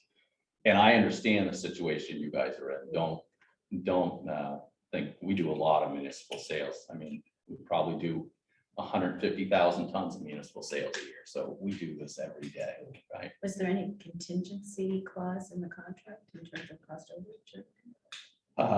On your end, I don't know. Typically, a town would have some overrun contingency. If you don't have any overrun contingency, I would say that's extremely a bad thing. And the reason I tell you that, there's two things occurring right now in this market. You got it. So that's over 100 bucks. Yeah, just since your bid. Yeah. So you do have an asphalt escalator, which is so the contract you gave us, I never signed it, by the way, but I'm more than happy to sign it, But that contract is in direct contradiction with your bid. You guys should be aware that you can't say we're gonna pay you extra if asphalt goes up and then have a do not exceed in your contract. At some point, you guys have to have that conversation with your contractor. If those costs are going up, they've gone up dramatically. And those are costs that we really can't control. Those are commodity costs. So you're gonna have to deal with that in how you reconcile your budget. So I would certainly be prepared for that because it's huge. Just since you bid your work, it's massive. So that's something you should look at. Your contractor will partner with you. You guys have a good contractor. You're not gonna have any problems with that. Just let them know, where you're at. You're gonna have to look at that asphalt cost. Because it was just posted on Monday at $775 a ton. I believe when you put your work out to bid, it's low 700s. So it's gone up. It's 775. 775 When is the the bid went commodity out, price. it was in May, I think. 702, it may have been in April. It may have been, yeah. Which was 680. Yeah, so that, you're gonna have to have a contingent. If you do all the work you said you were gonna do, you're gonna have to have a pretty large contingency to pay that fuel and asphalt, It's only asphalt escalation in your contract. It's a sizable number, so. Remember that being like, No, that happened. Oh, yeah, that's in there. I wouldn't have bid your job if it wasn't. We actually went through a whole process. to Yeah. escalate the cost. Yeah, We used the state's escalated cost. Yeah. So, everybody did. So in 2008, we are experiencing the exact same thing commodity wise right now. It's happened in 2008. You actually look at the numbers, Yeah. it's almost identical. they went up to 800 then. It went up to 800, we're 775. Towns used to not have an asphalt escalator because asphalt would always just kind of, it was pretty steady, okay? The commodity market is the biggest impact to cost today. Just to tell you, so you know what asphalt means in a ton of mix, because you're paying, what are you paying per ton? $95 roughly, I never seen the trend. 775 times. In a surface, 6.3%. It's almost $50 a ton of that in place. So that black glue, that's the biggest impact to cost. So as that goes up, your cost significantly goes up. So you're gonna have to, and you guys have a good contractor. You're not gonna have issues, you know, as long as you have good communication. Well, we had that issue, I think it was with like the previous time, and we actually put off the paving of the road. Right. If you remember that. Because the asphalt escalation, We yeah, couldn't. yeah, and they're not charging you for something that is not, that's a commodity that just none of us can control. And honestly, even if they charge you that asphalt escalation, their cost to go do your work just in fuel has changed dramatically too. Now they have no way to recover that unless they come sit down with you and say, hey, we need more money. In your contract, there was no way, no mechanism to, that's something we're all just eating, to be honest. It's not gonna be a good thing at the end of the year, I can tell you that, but anyway, that's not anything we need to talk about today, but, so. I'm certainly, from what I hear, the job came out, the shim, it's just a short piece of road, 3,200 feet, the shim came out well. It should be surfaced and or chip sealed at some point. You know, we did incorporate that material in the work. I understand what you're saying. Honestly, I hear you. Normally, those overruns are dealt with when we do road B or we do the surface, or we find a way to get to that point where we're meeting that tonnage estimate. Problem is when it's a variable depth, one road, short road, and it's amazing in our business. This is only 3 truckloads of material. That's all it is, but it's $8,000. That's what asphalt costs today. It's huge cost. It's a small overrun, but I know it's not a small overrun to a town when you're looking at tight budgets. So, Well, what about Minor Hill Road, which was a longer road? longer road, like they were saying, there was no shim. That road was determined it did not need to be shim. It could simply be chip sealed. If you wanted to delete a portion of our contract to pay for this, I would, in my mind, I'm not going to make a decision for you guys. You know, you should complete what you've started here and seal this variable depth shim, because one of the reasons we don't just do variable depth shims and walk away is because we're dragging at the high spots. And when you drag at those high spots, what happens is moisture gets in there and you get delamination. You see it with that thin treatment the state does, okay? We do uniform lifts because these uniform lifts that we then put on the road, that mix is designed at 4% air voids, so there's no water infiltration, okay? We can't guarantee there's no water infiltration when you're dragging the stone and the material open, right? But if we have a consistent material, that is sound, okay? And it'll seal up that variable depth shim, and so won't the chip seal. What's the difference between that and hot top? That road looks just like you hot topped it. The hot mix shim is a hot mix asphalt shim leveling course. So That's why exactly wouldn't that what it work was. why wouldn't that work for a surface as it is? Because where we dragged on the high spots, you open that compacted mix. So now it has high air voids. So what happens is moisture actually goes into the layer and you'll get delamination. Okay. So what do you that's seal why- it with? If you don't chip seal it, what do you seal it with? If you don't chip seal it, you can seal it with another overlay on top of it, which is a lot more money than a chip seal. You could seal it with like a fog seal application, which is literally a liquid asphalt application. Similar, but that's like a coal tar product. This is an asphalt product. A little softer, a little stickier. And it would seal a lot of those voids, okay? All right, let me ask you this.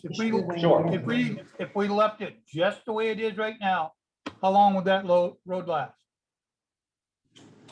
I'd like to take the opportunity to look at it first to see where we dragged. I heard we dragged pretty hard in locations, trying to meet yield. If you did, it isn't showing much, because I've been down it a couple times. Okay. How did it ride? Oh, there's gonna be I know it's gonna put a chip seal on it. I mean, I know it. What's that? I know it's gonna be a lot rougher when you put the chip seal on it. It'll be rougher for a short period of time. It will. And then the chip seal rolls in. It does. There's a lot of roads you drive over that are chip seal. You don't know it because they just look like a coarse hot mix. There's a couple of weeks where you have some loose stone and some of that materials, but I'll take a look at the road and give you my determination. But anytime you do a variable depth drag shim, you're allowing, again, water at those high spots to get into that material. That's why we always do, and I'm sure you guys have done it, a shim and overlay. When in your paving treatments, that's a great option. If you just did a drag shim, you're gonna have the same low service life as you see on the state's LCP program, which is just skinny mix dragged out. You don't get the life out of that product. The state's got way too many miles to maintain, so they're trying to create some level of serviceability. That's what they're trying to do.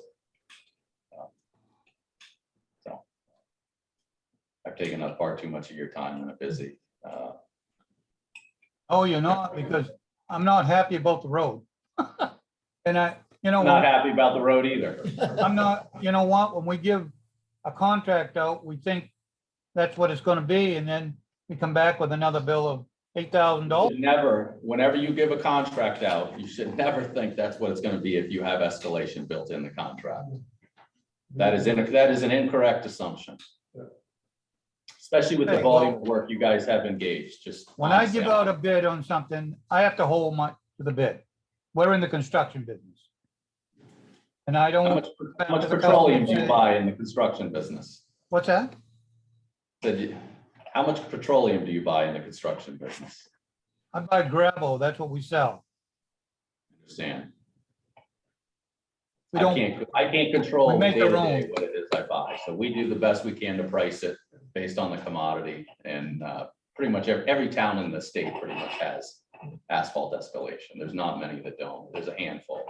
And by the way, when the ones that bid it that don't have asphalt escalation, we cover ourselves and then some. So the towns aren't necessarily getting the value out of a lump sum or do not exceed bid that they really think they are. It makes you feel good because, okay, this is where it is, but you probably could have been down here if you would have shared that risk. And that's basically what that escalation is that you have in your contract.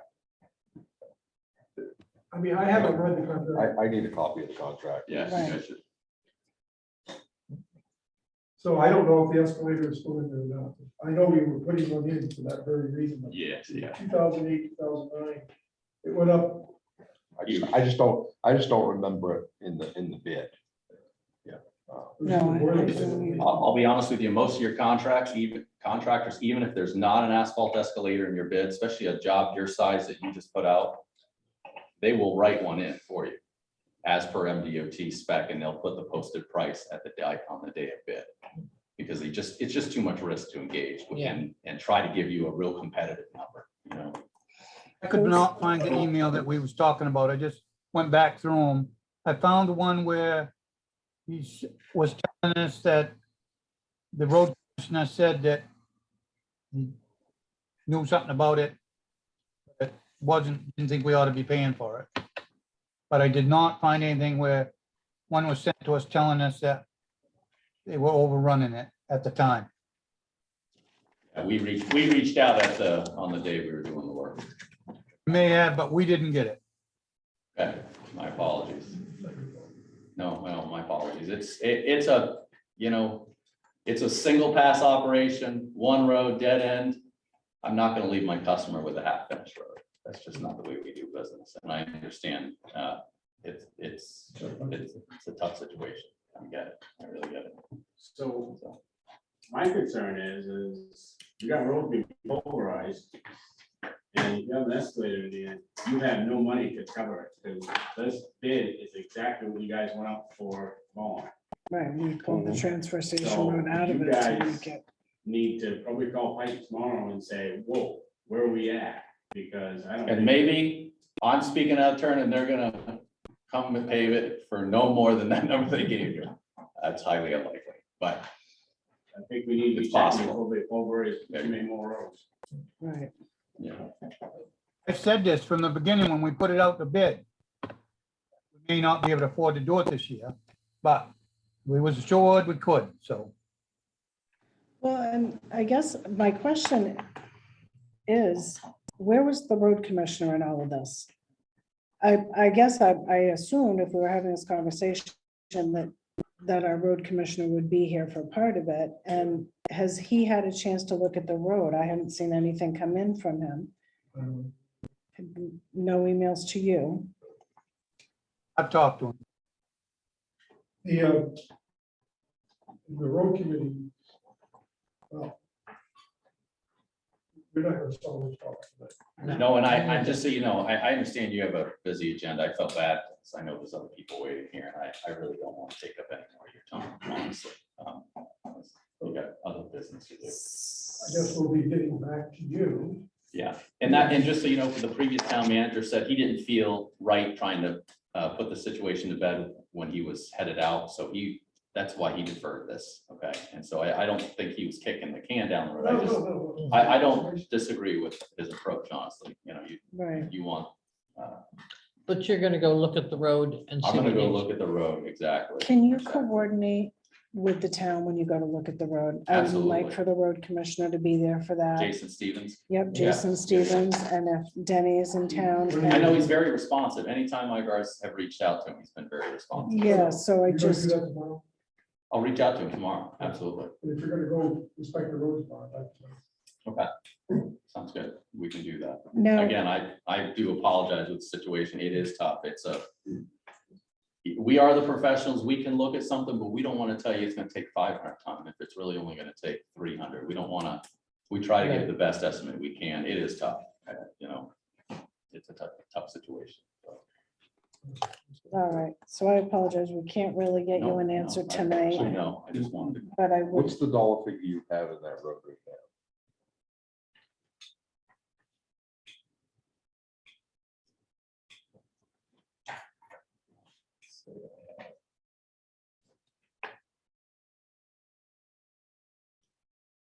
That was laid out in a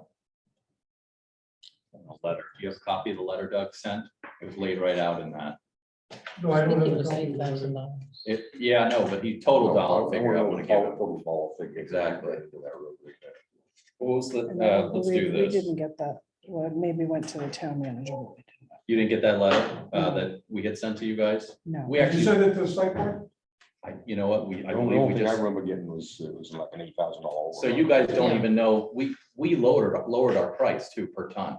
no, we didn't. Okay, you we're haven't not seen any of privy to this? I'm that. sorry.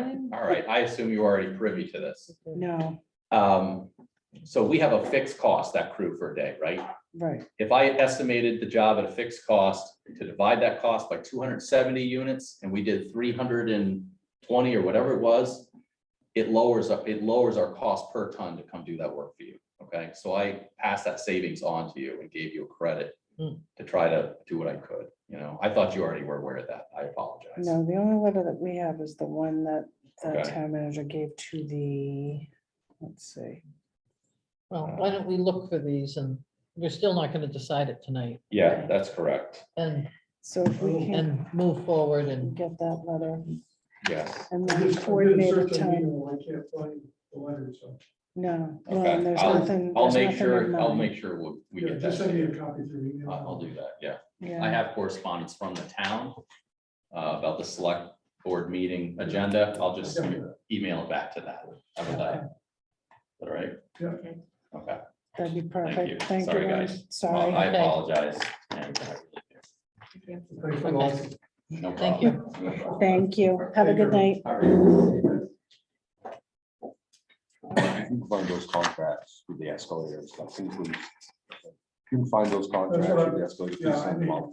I've been looking for. Because, I mean, everything I've got in here is basically, this is what the bid was, this is what the bid was. Yeah, I was gonna tell you that, but in the boilerplate on the, at least the ones that I did, It does have the escalator. the boilerplate on the contract has the escalator clause.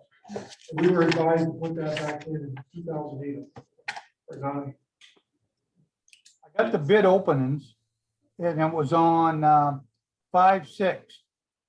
And it said the chip sealing contract will be awarded to Allstate, who bid $112,702.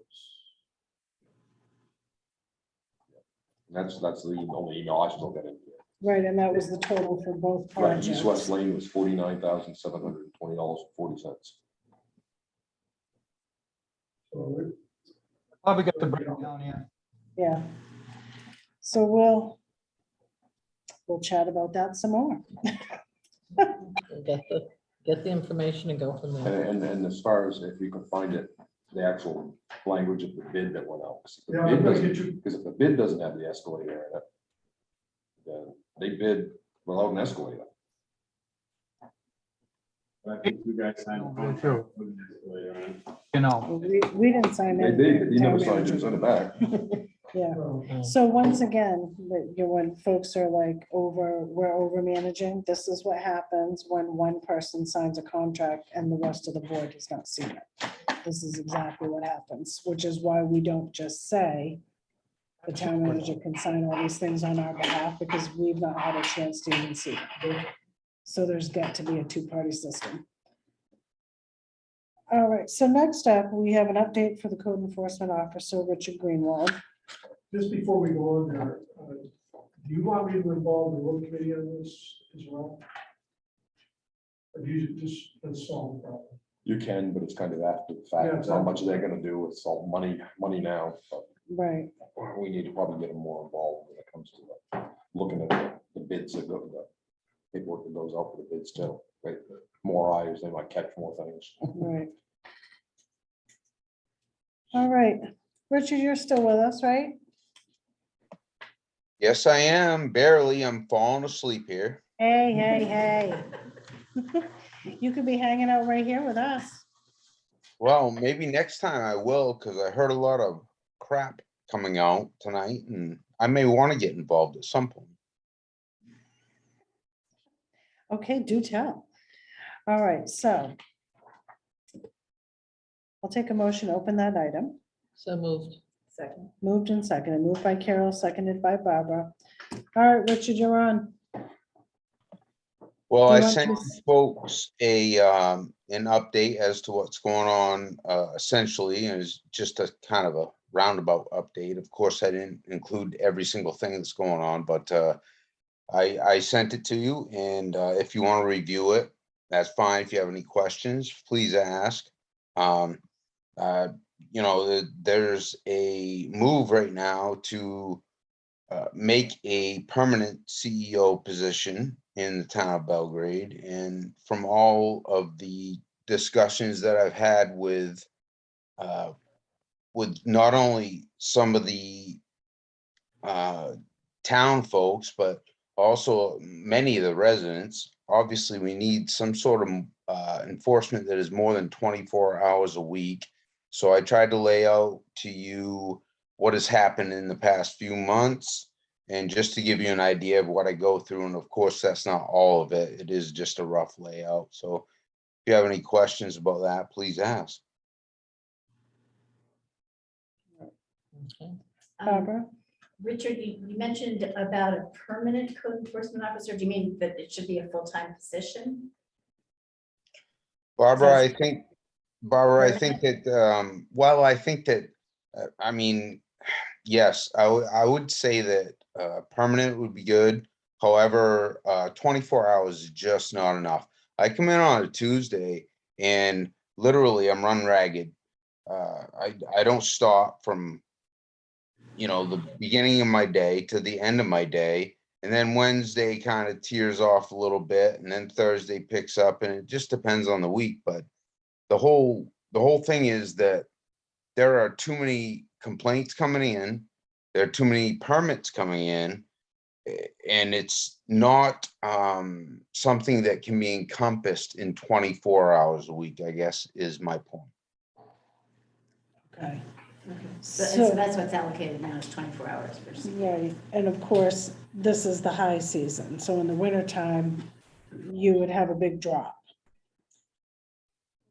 Well, that's not necessarily true, Melanie, because in the wintertime, I would have more opportunity to do site evaluations, which is something that I don't get to do now because I don't have time, because I'm either dealing with permits, complaints, going out and checking trees that need to be removed or perhaps need to be removed. I'm going out, I'm measuring structures, I'm measuring from the water. I'm doing all this stuff out in the field, and to be honest with you, I don't have time to attend to everybody that has an issue. And I think that in the wintertime, a site evaluation would be the prominent point of my job at that point. Okay. So, Just, if I could just comment. Yeah. Over the years, we've been a growing need, we've gradually kind of increased code enforcement. And I know amongst, the work is getting more, as more attention is paid to the lakes. More people are becoming aware of the issues. And so you're gonna get more work and more complex work, perhaps. The building in the town is grown. I mean, I just looked at it before. When we talked with it. So at some point in time, the town is gonna have to fight on this issue one way or another. But I know that there are groups inside the town, and I think Richard referred to that have indicated they would like the town. Whether or not they push it forward or not, I don't know. But they would like to have, they believe that a full-time town code enforcement officer is necessary. Having said that, that's an issue that ultimately has to go to the town if we folks agree. Right. It's just something that we have to. right. So did anybody have any questions for Richard on his report? No, but I think we appreciate everything you're doing, Richard. I'd like to weigh in for a minute here. I've worked a few times with Richard and well, several times already. And it's a pleasure to work with him. He knows what he's doing. He's precise on what he's doing and out there looking to see what's going on. And I like that. So I strongly recommend him. He's doing an excellent job. And we need to do what we can do to see if we can make it work. Yeah, well, one of the things that we do like here on the board, Richard, is at least a quarterly report from the code enforcement officer so that we are kept abreast of what is going on in town. So if that's something that you can kind of put in on your schedule, that would be ideal. Otherwise, we'll bug you again. Bruce? Another way to move forward to be, having a full-time code enforcement officer, you guys are gonna have to increase your building permit fees to Right. cover the cost. Right. I mean, so that's something that's where you gotta start, and that's something that you wanna probably do sooner than later. Right. So, that way there, maybe you can start building the pot to, I don't wanna say justify, but make the hurt not so hurt. Right, offset the cost of having a full time. Cause I'm in the grants, it's time, Does that go through an ordinance change? I think those fees I are. in the think so. ordinance, you have to get the. planning board to, unfortunately.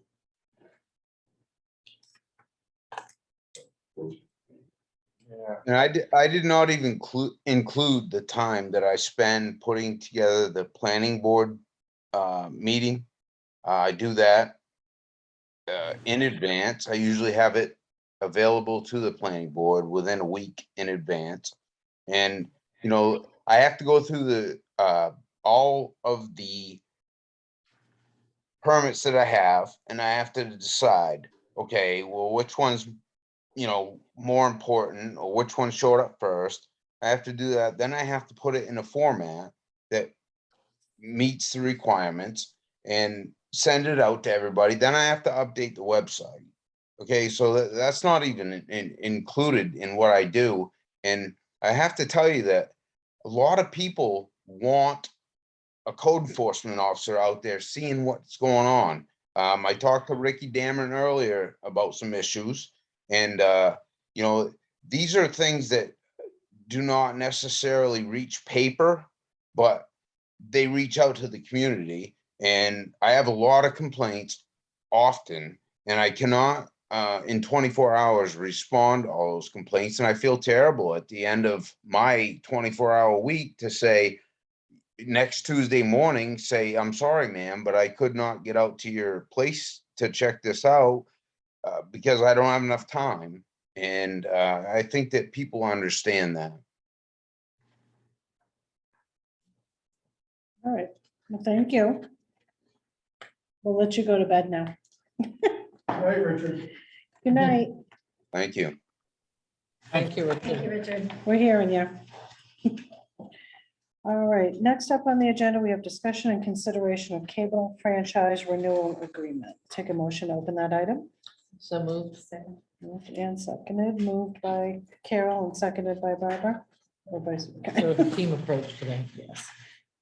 Okay, so attached is a renewal of Spectrum's cable franchise agreement with the town, along with an email from a Spectrum official. The term of the agreement is for 15 years. It's usually a substantial amount of revenue to the town.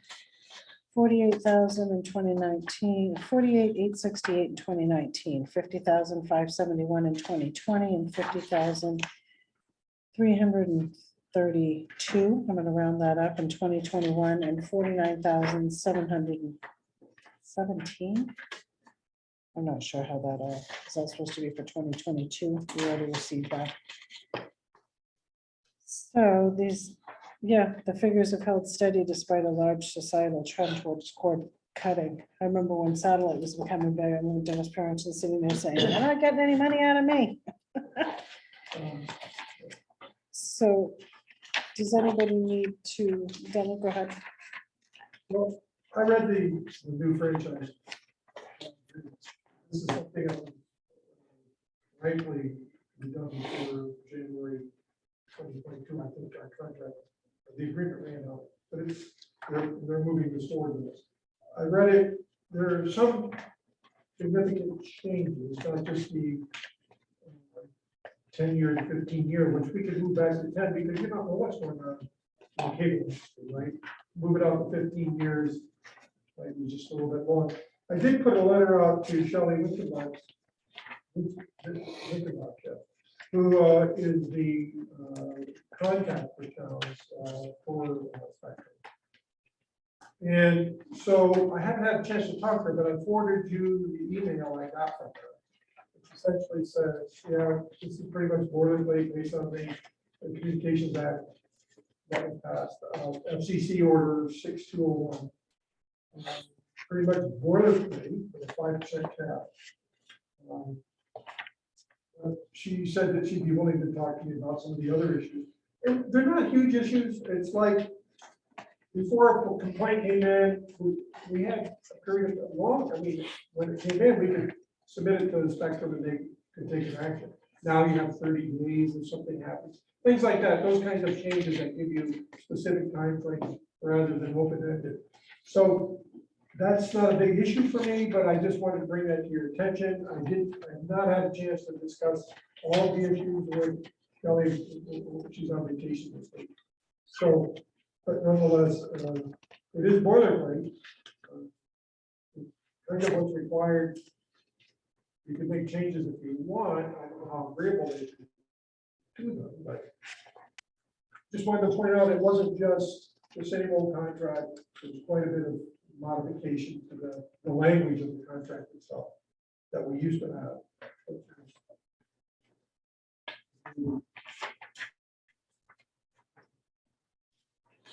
Do you have those Yeah, differences marked? Well, I have a question mark just marked on mine because I wanted to basically talk to her about it before. So I mean, yeah, it's gonna bring you in a certain amount of revenue, or $50,000. You sign it, there's not much can really change because pretty much start out in the FCC order, but there are some things that, you know, might be needed to change. Could we change the term to 10 years instead of Yeah, 15? certainly we can do that. And she's already said that in the email that she sent back to me. She said, there may be some items I can revise, i.e. the term from to 10 years to 15 years is too long. So there are things that we can discuss, but I just, you know, I mean, this is an issue I've been involved with for, God, since the first time. I just wanted to see what had happened. I took it for review and I said, you know, that's different. So can I make a motion that we table this, the signing of this contract I to don't think it give would hurt. Denny a chance to review it and have some more conversations with Shelley if need be? And I'll send you an email if I get anything out, more out of it, based on my conversations, I'll tell you what it is. And then move forward from there. I didn't want to stall that, but. that was important for you to Yeah, be aware of it. yeah, absolutely. So if you move the table, So, I'll yeah. second. All right, moved by me, seconded by Carol. All those in favor of tabling that to the next meeting? Dan says yes, Barbara, yes, Carol, Yes. Ricky? All right, 4 yeses. We'll table that. Okay, next up, we have discussion and consideration of the purchase of a cemetery plot by non-resident Joyce Ballmer. Take a motion to open that item. So Over moved. here. All right, moved by Carol, seconded by Ricky. Yes. Benny? Okay, so non-resident Joyce Ballmer, who lives in Oakland, has requested she be allowed to purchase one plot in Pine Grove Cemetery for her cremains. The cemetery committee recommends approving this request. A non-resident's application to purchase lot of space shall first be reviewed by the cemetery committee and then forwarded as a recommendation of the board of select persons. A non-resident may be assigned up to 4 total spaces in the town cemetery, providing he or she fulfills one of the following 3 requirements. That person must have his or her birth parent or legal relative residing in the town of Belgrade at the time of their birth. That person must have relatives who are either living in Belgrade or are buried in the cemetery. Mrs. Ballmer's paternal grandparents, Dean and Della Ballmer, are buried in the cemetery. That person owns and has paid property taxes on real estate in the town of Belgrade for a period of not less than 20 years. So she satisfies requirement number 2. This request was received in January but held until the new cemetery ordinance took effect, which included a recommendation from the cemetery committee, which recently considered the request. So I will make a motion that we approve the cemetery committee's recommendation. What's that, Rick? I'll second Oh, you that. seconded it. I was like, do you like? I've got a question. Okay. Why did we hold it till the new ordinance took effect? We didn't act on it, when we received it like we would on anything else. We never received it, so. Was it March or something? I think it was hanging out. I mean, if she put in the request before the new rates went into effect.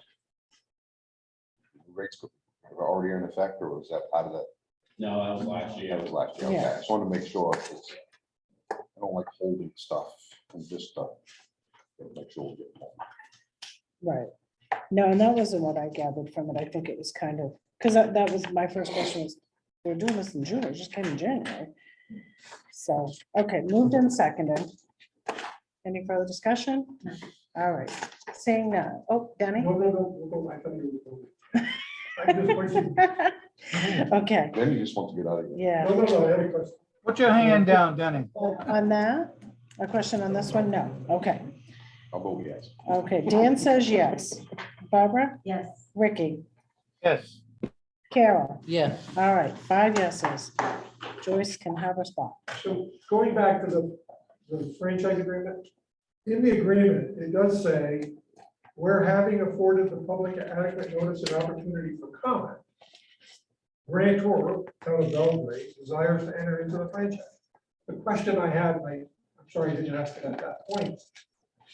Did we have a public hearing? No, So we may have to schedule a public hearing. because, and I seem to remember that we used to have a public hearing.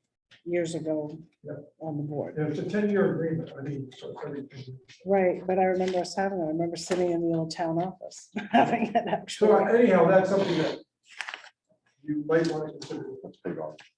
This next select board meeting for first, one of the first things. do a public Yeah. hearing on it. Then we could do the public hearing And then on that next one, yep. And then we can get that one out of the way first. All right, so next up, we have Board of Parks and Recreation's recommendations. And I'm sorry, Linda, I know there were a lot of recommendations, but I was like, God, we gotta cut that back. I knew we had a big agenda going on this time. So I'll take a motion to open that item. So moved.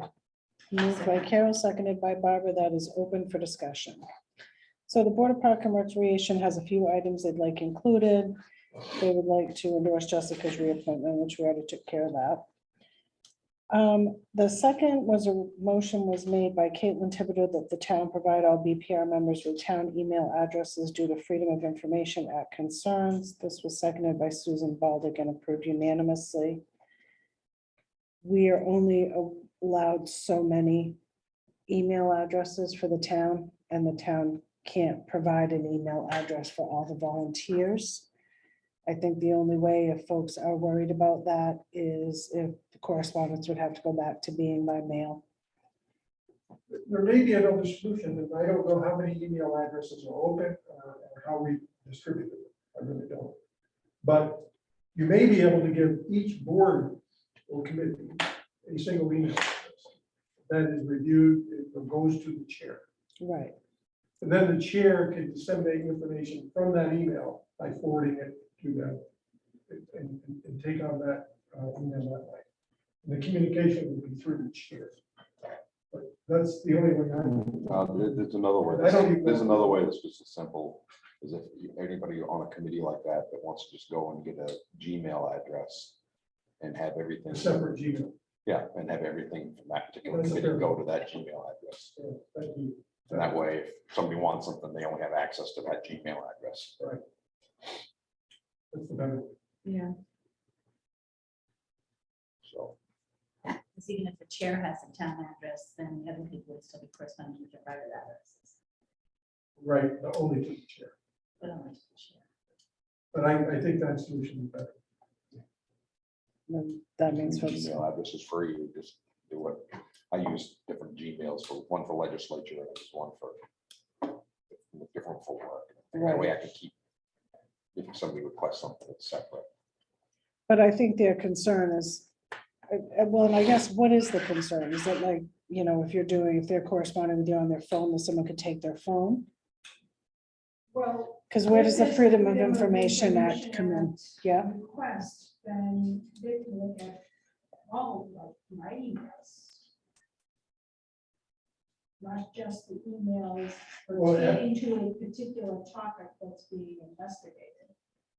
Right, they're not gonna take your phone. What they do is that they can request access to the email address. Right.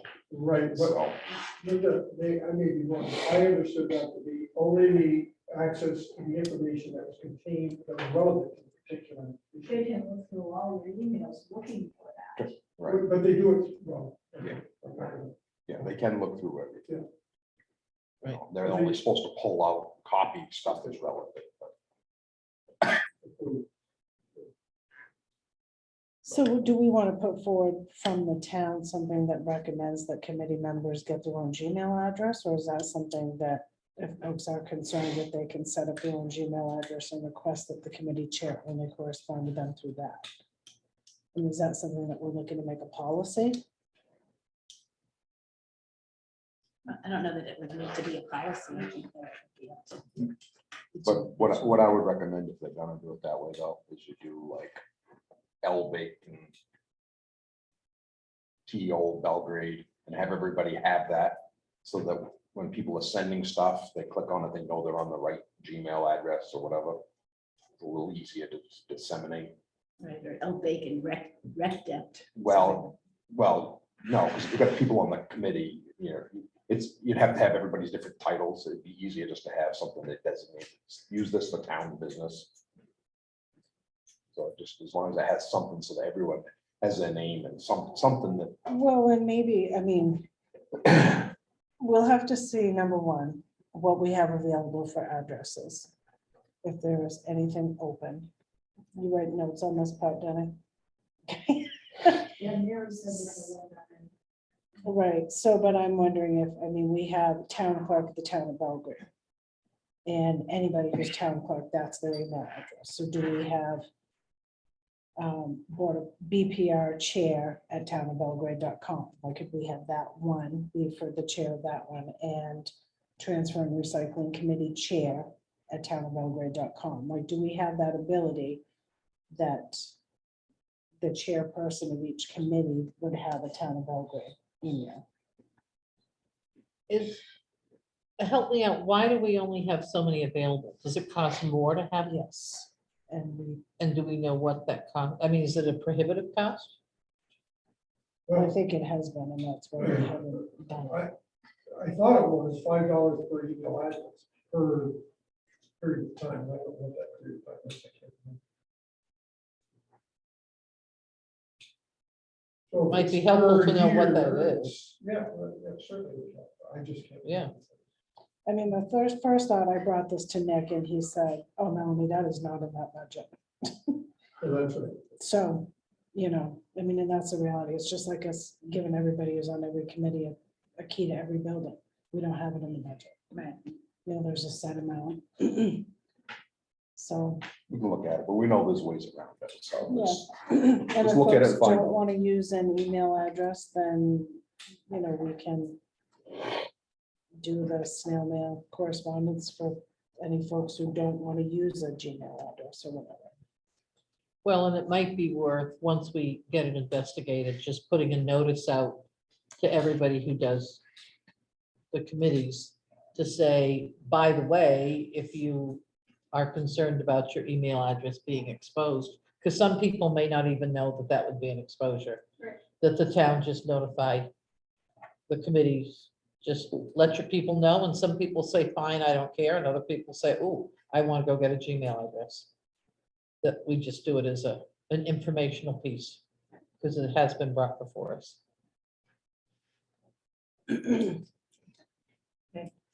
All right, the third item is mowing of the workman fields.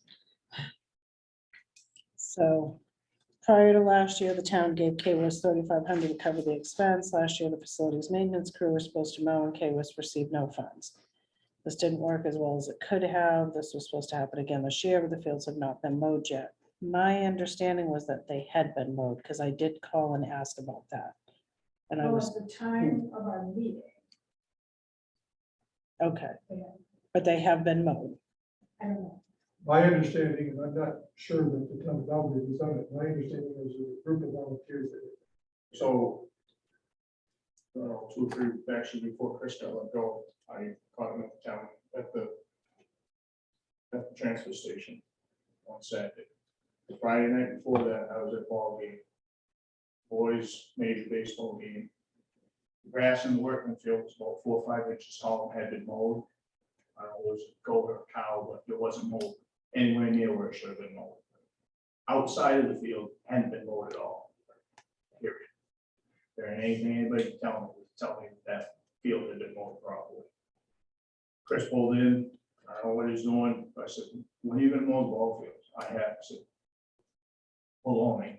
I'm trying to keep it clean, but, I said, baloney, I was there last night. Yes, you mowed inside the field at some point in time since the snow disappeared, but who knows when that was. And that's when he said, I'm busy, I mow it only on Fridays. I said, well, that's not what you and I and Anthony talked about when we talked about you taking over mowing, and that's not taking any money. And basically, he told me he ain't gonna do it until he's good and ready. So I just kind of like, great, how we do, then got let go. And so we're starting to know it more. We have had some volunteers go down and mow it. The names escape me, and they don't care to be recognized anyways, but in the meantime, I've reached out to 2 contractors in town. I'm trying to pull it up on my phone, but it's been broke, so it's, well, maybe I can get it now. Alex Cheney, I think was one. And Ferguson. Yeah. Who? and Daniel Ferguson. Ferguson. Oh, Dan Ferguson. Oh, crap on that. No, Rick goes again. So anyways, Alex Cheney has submitted a bid for $650 a month, which works out to about $3,200 between for June, July, August, September, and October, which is $250 less than what the town has been paying in the past. Dan Ferguson's number was $285 a week, I think.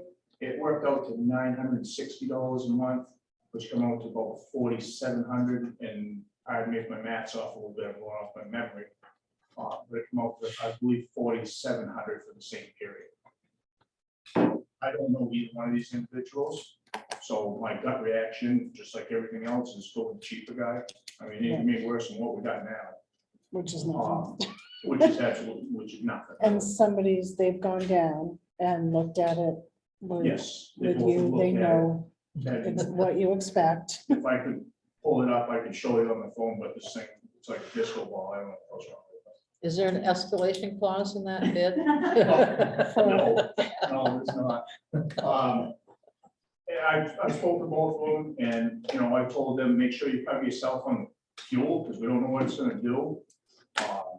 You know, being honest, obviously, nobody can predict whether it's gonna go down or up or whatever. I think it would be a safe bet to say it ain't gonna go down soon, but, so I'm assuming that they have factored that into their bids. At this point, they're almost 2 months behind in the mowing anyway, so that's probably why they're a little cheaper, Right. if I had to guess. We spoke in the rec meeting. I believe there's money, I'm not sure where it's gonna come from, but I believe the money is there from the rec that can cover the mowing. So that's where we're at now. So according to Mary, there was $3,000 set aside in the facilities maintenance budget specifically for mowing. She told me this when I sent her the list, but that may not cover the entire amount. So I think there was additional information in what Melanie read, asking for that money to be used to pay somebody to do the mowing, and up to $4,000 any balance to come out of the rec reserve. Oh. There's $3,000, and as I read the budget, and, that was used to go to the workman, I think it's 3,500, but Yeah. it turned out it's because Chris said he could do it cheaper. So that moved into the maintenance budget. You could, by not doing it. So, well, I haven't saved us any money. So there, as I understand it, there's that money available. What we're trying to do right now is catch up. Right? Ken and Andy, and I brought Scott on, trying to catch up with what we got. I'm not going to say that we're going to be able to do it, but it may be the best approach, because in the facilities maintenance budget, there's not a lot of room, because there wasn't any overtime budgeted and some other stuff. So there's not a lot of room in there. It might be just good to go along with this approach, and we just let out a contract for that. I don't think there's any need to, well, it doesn't, we could do that, I suppose. So now the contract, you probably have to be through the town, could be through the work. Because the So it'd be money through the coming rec from the center, town. and we just pay that.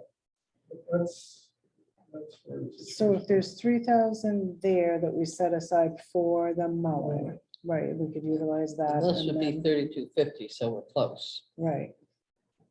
Bruce, So the So- balance could come out of the rec reserve.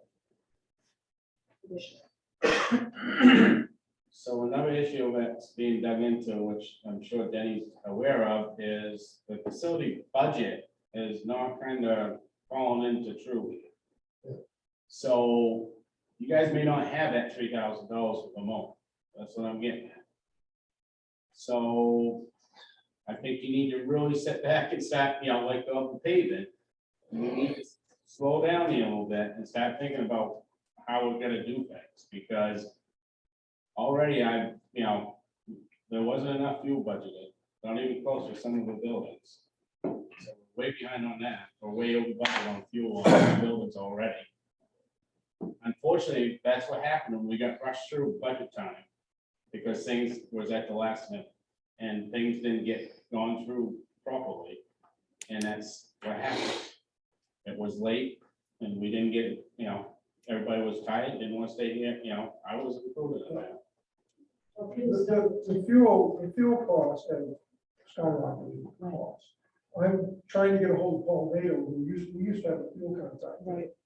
I want to see it, but most places aren't even giving the help fuel numbers. You know how they use it. Say, hey, we're gonna do this. Augusta Fuel is, that if you're doing prepay or whatever. So I've contacted Paul, he hasn't gotten back to me yet to find out what your fuel, that's that issue. As far as money in the maintenance budget, I know we're gonna run very close or over on that. So we have to be very careful there, because there's other issues coming up that I'll talk about later, just in a quick update. I'm not gonna go into depth. It's gonna take me some time just to get Well, acclimated to some of the issues. I know Augusta Fuel, just so you get an idea, for residential, if you're gonna do a monthly budget plan to level out your fuel costs, I think it's $4.75 a gallon or something like that. Paul is normally given the town of Belgrade very. Well, most of the other ones like Jellison, $7 a gallon.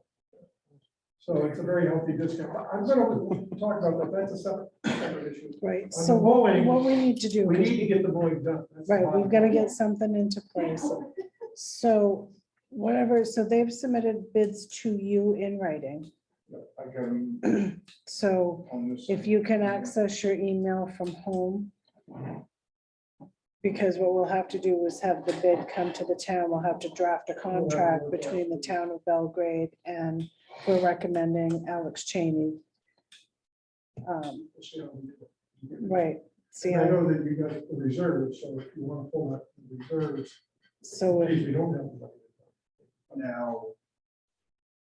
Well, I don't know, I'm probably gonna put my foot in it, but. If we. I mean, Kaywood isn't broke. So if because I want to get the fields mowed, I want them to look decent. Right. So would it be. I don't know, lack of a better term, in my power to tell him to go ahead and mow? We can cover the cost for now until we get it drafted just to get it mowed. Is that appropriate? We need to have a contract because of liability issues. If he falls off the board, gets his foot cut off, and Yeah. he's not under contract, and he says, hey, but you said this, and somebody were into an issue, so we have to get that resolved. I'm trying to work out to make sure that we can get it moved. I'm not gonna say we can do it, but I'm gonna try to get maintenance over there to get that moved. At least once or twice a week to set up. So if that's acceptable to everyone. Well, that was another thing that got thrown out on one of the emails, Kaywood emails. Can we get the town to drop a mower off down there, have volunteers do it? I think you're back into the liability thing. Well, we do have a liability insurance for volunteers, but let me check into that more. You gotta be certified on the machine to meet OSHA yeah, because I regulations. think the liability, that was for the people picking up trash, wasn't that what the liability insurance was for the volunteers, but, Not running equipment, they can't. right. Okay, there you go. So my question is, okay, we had Lynn here and you guys didn't approve a contract, you didn't know where money's gonna come through. So the same thing is here, if you guys gonna agree to a contract, you gotta figure out where the money's gonna come from, so you can say, hey, we're gonna. That's what we're trying to do right now, Bruce. That's why we said, could you forward the bid to us so we can draft a contract? We can figure out where the money's gonna come from. If there's 3,000 in the budget still for mowing, then we can pull 3,000 from that. And then Linda's saying we could pull the remaining $200 from the rec department's capital reserve. So, I mean, unfortunately, with facility, we have no clue what's coming from the department, but that's what I'm getting at, I'm getting a little worried because Right, fuel, Department of Labor, We have no clue where this is all going. Right. And then I know department, the list for up there on the department labor was huge. You know, I mean, the only other option is if there's 3,000, but we don't have the taxpayers' approval anymore to give that money to K-Wisp and have them contract with No, themselves. it's in our, budget.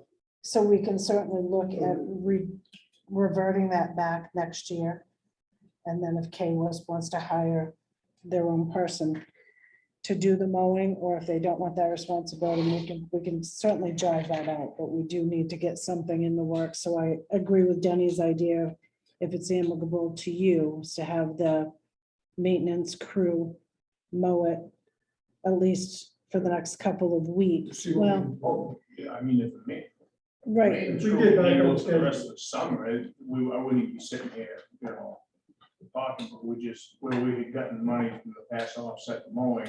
And then we had the conversation that the town's gonna take over the mowing. I don't think it's that big of a, I think it's an easy draw to say, hey, you've helped us in the past, you've helped us with the mowing last year. Can we go back to the way we were? Because, talking to some guys, well, Ian was particularly saying, with strap, we can't do it. I mean, I prefer that you do it. I know, just like. Yeah. I guess in the meantime, we'll probably, between, if the town can make it down there and mow and whatever we have the volunteers, I guess we'll just patchwork it together. As much I hate to say it, but does anybody else have any other ideas? But I would like to know the name of the person who's been speaking, because I'm afraid I don't know you. I'm Oh, Barbara hi, Allen. my name's Aaron. Aaron? Aaron Plesky, yeah. Oh, Aaron Plesky. Oh, I know your son, Lynn.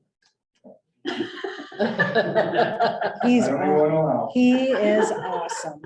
Yeah, He's right, good. you can come live with you for a bit, too. Oh, you bring him right on over. I know. He's got all been- good he's been at my kids. house with Devin. Yeah, there's peas in the pot right there. Thank you. Nice to meet you, Aaron. All right, so is that the plan? Okay, Which means we come back to the next select board meeting with a contract would be our goal. yes. Okay, I hope. our goal. I Right? have it right here, it's not, wait a minute. Yeah, if you want to forward that If to, we can't find the money, we may have to send Travis on the mower and send him down. while we sort of place your calls. now, the last thing on here is soccer goals. If it's not the name, that's probably someone trying to. All right, so the last item on here is the condition of the soccer goals. I think I had actually asked Mary if we could put that one off to a different meeting, but somehow it ended up on this one too. Let's do it. So made a motion to use 10,000 in the recreation reserve funds to purchase 4 new soccer goals. So. And we know how much money is in the reserve account. Go over that. Well, there's a number of issues that I've heard of, so. Well, that, I mean, the soccer goals for me, I'm just gonna jump in right here, is like, the soccer goals are like incredible disrepair, and it's kind of sad. It's dangerous. It's like, as far as as I read my job description, I'm supposed to help facilitate recreation in this town. And kids soccer and youth soccer is a big thing in Belgrade. It's one of the biggest youth sports that we have. And the fact that our soccer goals are dilapidated and falling apart is just embarrassing. I mean, I know that we don't have enough money for a lot of things, but it's like, I can remember every soccer field that I went to as a kid and they had terrible soccer goals. I can tell you, I can point out the towns. And it's like, we're supposed to have a great program and I want to help K-Wisp. It's not just K-Wisp that's using these. That those facilities are open to the public. People go down there all the time, whether it's kids, teenagers, groups of young adults that go down there and play soccer. Do you suppose that's why they get damaged? Because it technically shouldn't be open to the public. Well, I think that they get damaged because 25 years.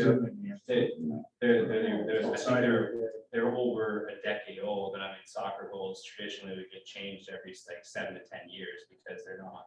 Can we recycle any part of them? I mean, And I just mean, No, it's. can we a good question donate them ask. to somebody who doesn't have any soccer goals or something like that? So they're a mongrel. They've been cut down, remodified, shortened width-wise. I'm assuming, 24-foot wide goal for a 6-year-old kid to cover is a little unreasonable, but they're not a standard, excuse me, they're not a standard size, so finding nets for them is impossible. We've tried in the past, so we've got full-size nets, and we roll all the extra up, bunch it up, and just kind of make. Well, if these have been cut down, I mean, we don't want full-size ones down there because these little peewee leagues that we're doing, they aren't gonna work for them anyway, so how are we gonna do that? I don't wanna buy a new one and start cutting it down. And then have a net that doesn't fit. Right, I think, I don't know, to be honest with you. Is there a smaller one? You can buy smaller plastic ones. We have some of those for the kindergarten kids. And we also have a set of, they're actually homemade lacrosse nets that we use. But as far as, I don't know, scaled down soccer net, and you probably know better than I would. Yeah, there's different versions, different models. I know that Jamie is the one that's been looking into the soccer goals the most. So it was one of his points to bring up to the meeting, and I did look at the soccer goals, and they are, piecemeal together.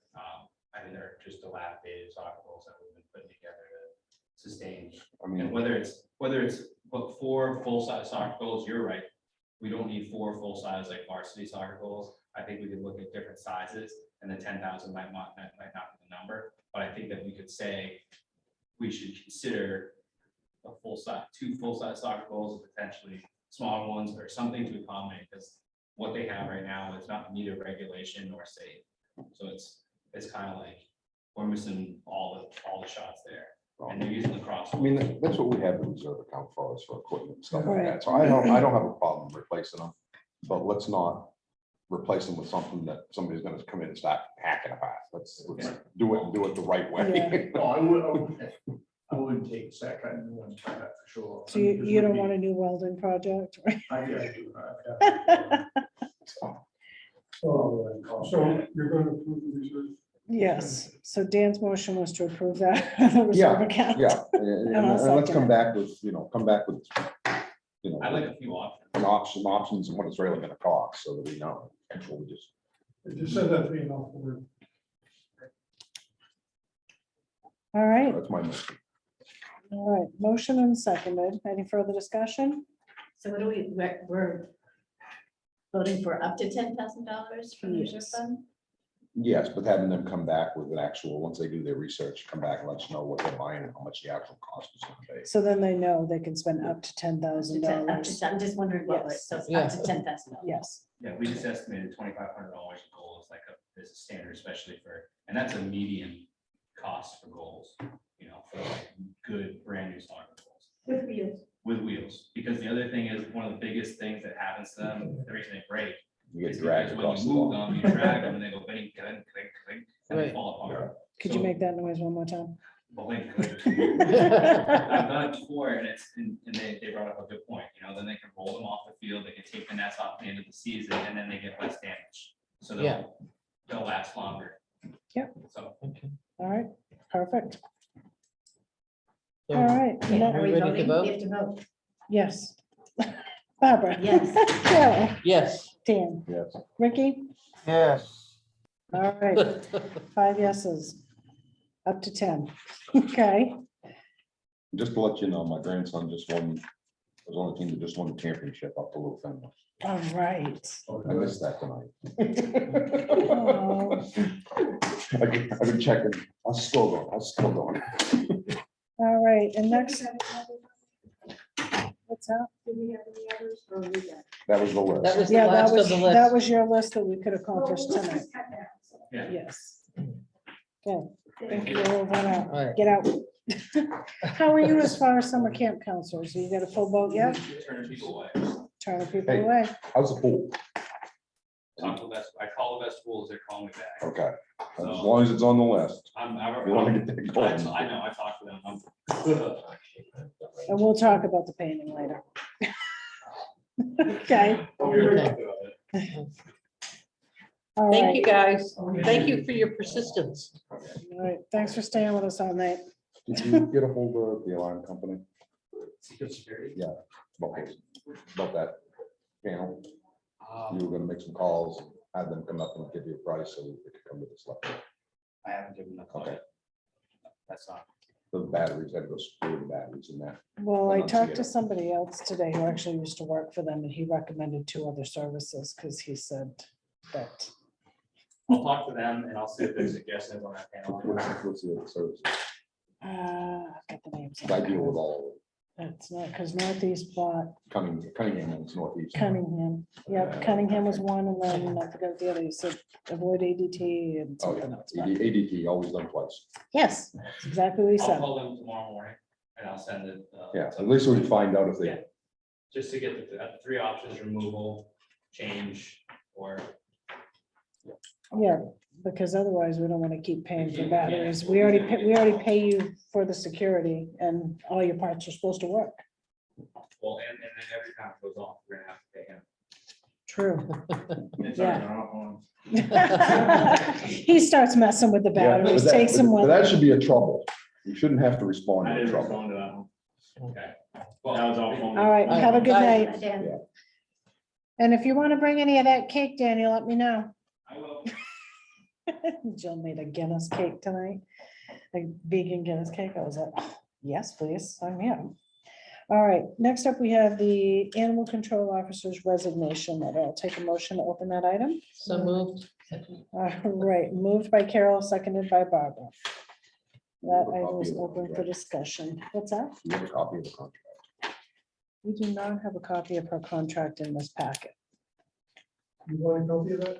Well, I just want to know if it's still a contracted position. I want to know if it's a contracted position. It is. It is. Contracted, It is. when does it expire? It expires January or December 31st. So I don't know how you can resign when you have contracts. That was a point that I raised, but I don't think that's ever been questioned before, but having said that, I did think that. Yeah, so then what do we do? I mean, if somebody doesn't want to do it, we can mean, continue yeah. having them as a contracted service and they could refuse to, We continue to pay them, they don't do it, right? right? Well, that's, I mean, that's the point. We have the contracts, we could hold that. But See your calls. Right. You're wasting your money. But we can start charging them for not doing the work. we don't, Contracted we position. don't pay them. But either way, we need to get the work done. So they don't do the job. It's just be called. And then we've Hey, got. did you read her letter? Hopefully you read her letter. So I did, do we want to Yeah. Her read? point is well taken. I mean, it is a thankless job, but by the same token, there are many ACOs. out there. I say many, I mean, it's hard to find them, but Well, we didn't have great luck with the one before her. I haven't posted this position at all because I figured you had to cancel, you had to basically accept the resignation before I posted. Right. Right. I can tell you, I haven't had good experience in one that's resigned, so. Horrible. So, I had better experience with the formal one. Well, I have heard a couple of things about that. I had okay interactions with her, but my dog came back while I was on the phone with her. So I was like, okay, never mind, your services are no longer needed. If we're gonna But- talk but if about she this, it says- must be done in executive session. Well, reading that, no, we can accept her resignation. in- Yeah. Right, In public we session. seem to be discussing things, so, right, you're right. so. I move that we accept her resignation. I second the motion. Second, All right, moved by Barbara, seconded by Carol, thirded by Ricky. All right, is there any discussion on accepting the resignation? No. Barbara, Yes. Ricky, yes, Carol, Yes. Dan. No, Just one quick question, we do have a issue right now. But what's the Well, I have to- process? She's Yeah, going to, her yeah, so- resignation, the yeah. resignation takes effect July 1st. So we're set till July We're 1st. set so through July 1st. That gives us time And, to. and if we can't find someone, what I could probably do is call local town and see if they can help us out. All right, I'll say, generally, Yeah, that's my only concern, as long as we got somebody, that somebody can make a phone call to, right. if they have an issue. Yeah, so she did, and she did say that I will continue to serve until July 1, 2022. So I'll amend that. Okay, four exceptions, I'll say yes, one, no. And I guess we better get it posted. Please and thank you. Okay, next up, we have the warrant. I will take a motion, to open that item. So moved. Moved by Carol, seconded by Barbara. This is warrant number 64 in the amount of $602,798.19. All right, so my How come I question, get two warrants versus just somehow got separated? there's quite a few pages. There's 8 pages Okay, to yeah. it. Somehow, when I got So packed up together, half of it one place, half another one. Okay. I had all seasons tree service flagged and it just says tree removal. Are those the trees that were removed from the Center for All Seasons? I believe that's the case, and later on you'll find something from Jason, I believe, that he took care of the remains. Well, and I wasn't sure if there were more trees that had come down because there's not Not that I've real heard of. clarification. It just says general services. That was my question as well. I talked to Nick about that. So I'm pretty sure there's a tree. I'll check that out. just to make sure. I understand the tree. Center for All Season trees. Because I'm almost also wondering, when does God know, there are trees that are flagged as hazardous trees at There the are Center some. for All Seasons that were not removed. So we should probably find out when those are gonna be removed and by whom. And if it's in the budget, and if they're dangerous, Right. maybe they have to wait another. The pan preparations are part of our contract for legal services. I don't believe. I thought it covered everything other than going to court, is what they told us. But didn't they? I don't think the tan was part of it. I don't think so. I think so. Yeah, it was separate. Seems like it was. I do remember that. Yeah, it was a pricey preparation, wasn't it? Yeah, and that's why I questioned it. I thought they told us that it was just everything that we had to go to court. But And it was Well, supposed to I be guess I'm wrong. $1,000 a month. That was Well, $2,400. If we're able to not use Right. 10 next year, we'd save the interest cost us. Something to keep in mind. Denny, do you mind checking with Phil Socia on the tan? I mean, that's $2,400. That's 2.5 times what we're paying them monthly for their contracted services. Just to see, please.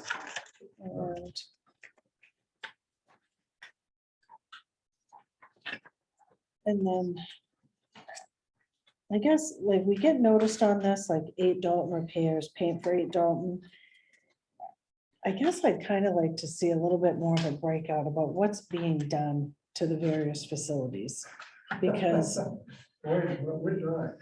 you know, We're yeah, not Maybe being with the done. new we're not being, maintenance director. Well, I can bring this up later. Mark. There are a number of things that have to be done at the new Dalton house. The other property is probably all right. The Dalton house never had the roof finished. The roof is not finished. It's done to the part. There's gravel that's been, and chips that have been laid out up there that have to be taken care of. We did get an email from Perkins Management. In fact, I called them today, but we got an email a while back that basically said there's some things here that you should do. There was a washing machine down in the cellar. I thought we had moved those washing machines out a long time ago. They got moved back And down. told them that they couldn't be down there, but they got moved back down. That was a flooding issue that, the reason why we pulled them out, that was back, I can't remember when. But, so, there are a number of things at the Dalton properties that need to be done. I thought that there was a reserve that money was going into, that would be used for maintenance, facility maintenance. Yes, My understanding is that there was a fair amount of money combined with another reserve that was pulled out to offset facilities maintenance budget, about $30,000. So I don't know if there's any money left to do anything up there or what. So, so that's just the issue with the Dalton properties, and they're not rented yet. The rent went up from 1,500 to 1,800. I talked to Lois today. They had a renter, but he could only pay 1,500, so that's still vacant. no, I thought we just had gone to 1,500, so why did they then go to 1,800? Last meeting, she said that they requested $1,800, the person was 15. Probably it's because the price of electricity. Electricity was crazy. Electricity and fuel. But I thought that we were paying a certain percent. Can we see that? Can we get Perkins Management to send us a copy of the contract that they use for 8 Dalton? Because we haven't seen that. We in- have that contract, or we should have it right out in the contract. Yeah, but has it been updated? Has it been renewed? I don't remember seeing It's it. supposed to be since they- updated annually. I don't know if it is. So go back to your thing with knowing what's being done at each facility. So Dennis started a program back quite a while ago, when he was here, he would make the facility do work orders. Right, And it should be, every time they're doing something at a specific building in town, they should be doing a work order. Even if it's not an email one, it's not that expensive, get some printed ones. And it's 8 Dalton, and get, somebody writes up, okay, we got a roof leak at 8 Dalton. As you work, the work order to facility goes, takes care of it, they write down what they use for the materials. That way, you guys can trace it on the warrants, Right. what was used, what this and so on, so. yes. So the other thing that we've started, at least when Scott was making, and I can't remember where it was at when Jerry was, because Jerry was making, Chris was hired the last month, I think, that I was here. Yeah. So we wanted, like, I've asked every department essentially to come up with a manual that's a pass on. That's what I asked. Thanks, Tim. Well, this actually had been started back when Scott, he had a manual, he doesn't know where it's at. Bingo. So I think that that's a requirement for whoever's hired as maintenance. I'm like, isn't that on the supervisor, whiteboard? To set up a manual, so you can go through by year. The other thing we did was at the end of the year, in the fall, I took a select board member and the maintenance supervisor, and we walked every facility. Just to see if there was maintenance, if you remember that, just to see Yes. if there were maintenance items that we needed to really focus on. That's how the Center for All Seasons, that whole issue with, rather than painting it again after 8 or 10 years of not being painted, we decided to vinyl side it. I don't know how that all worked out, other than it's not complete, but I don't know how that worked out, but. So, yeah, so there are procedures that maintenance facility managers should do and have a list saying, we have to do this on a regular basis, we have to do, so that you know at least the standard thing. Well, and that's Work what, orders for the things that are out of the normal, so. Right, yeah. because that's what I've asked for every facility was to have, what are the expectations, what needs to be done on an annual basis, a monthly basis, so that, and it stays with the building. It does not matter who is the director of the program. This belongs to the building. I've It has to be been maintained. asking for the last 2 months how much money we're putting into this new garage that's being built. And I have no idea how much we've dumped into that. Well, you've got over 53,000 or so like that, 63, and you got 55,000 plus 8 remaining, so it's 63,000, I think, is available for the garage. Question is, I don't know if that's gonna do it, number one. You got doors that haven't been paid for that have been ordered, as I understand. Right, I Three could 14-foot doors. Yeah, I can tell you, 9-foot doors right now, 4 of them cost you like $15,000. Well, I'm just saying, the 14-foot doors. So what was that? So, and it's not closed in, so we have to get it closed. There's no electricity. I don't know if It's not it's intended to be, I don't know if it's intended to be insulated. Yes. There's no electrical, there's no heating system. So I don't know how to move forward on that. That's a project that has to be put off until you can raise more money. Unless you get it, you have to close it in. So you have to do something, get the I vinyl think- on I think there's enough money to close it in, Yeah. to vinyl it, and the doors, and the doors. but that's gotta be done How by much did you say is left? The 63. 63,000. That's how much we Roughly. have left to do. Yeah, Yeah, you can at least do that. You might be able to get it insulated. Maybe be able to get a string of lights in. yeah. Yeah, So- it isn't gonna be much. Solar lights. These are the kind of projects that, I mean, I've got, the last 3 days I've been surveying, and it's a lot of work that is primarily in facilities maintenance, but the Center for All Seasons. And I looked at the issue, I'll talk about that issue when we get to my thing, but Let's get the warrant done. We're jumping off course. I have a couple. Can I ask? a couple? Yes, absolutely. Okay, what is an aluminum brake that was from Eagle Window? It bends the aluminum for trim and stuff. That was used at $8, or as I know, I see it at $8. Yeah, that's what it says here, aluminum brake rate Dalton. Okay. And there's a, on page 5, there's a charge of $200 for volunteer insurance for the rec department. Do we have volunteer insurance for other departments or Fire just? department does. Huh? Fire department does, I know. I thought the town had volunteer insurance. I'm just wondering why there's separate volunteer insurance for recreation. Where's volunteer insurance? Well, there's life Five. insurance, yeah. Page 5 near the top, right at the top, Hub International New England. Oh, gotcha. Yeah, Volunteer that's insurance. that's usually, that's where I used to buy insurance when we'd have the car show and stuff. Event. It's usually have event insurance. So if you're not covered, like our association wasn't covered under the town's policy because we weren't, association isn't part of town. So we would have to buy event insurance. I'd get it for the Bean Hole Supper and I'd get it for car show.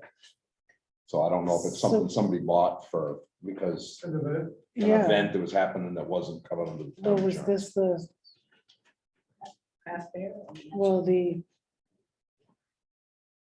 Anyway, I don't know. the I didn't know Village what that was, Green so and the music down there before Memorial Day and that stuff that was not. that wasn't ours.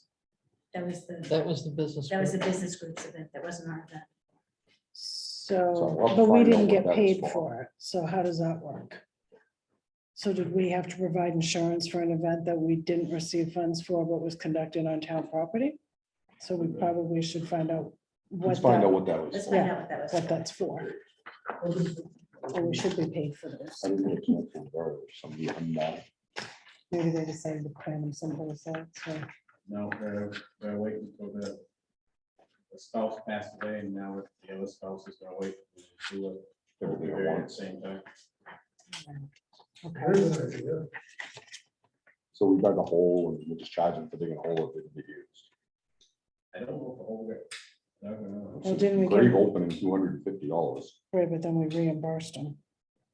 Yeah. I Well, It think sounds that like they paid it and then paid didn't do because it. Usually a funeral home will pay, you know, if it's a one of death, funeral home will pay medical check at the end of the funeral. And it's municipalities.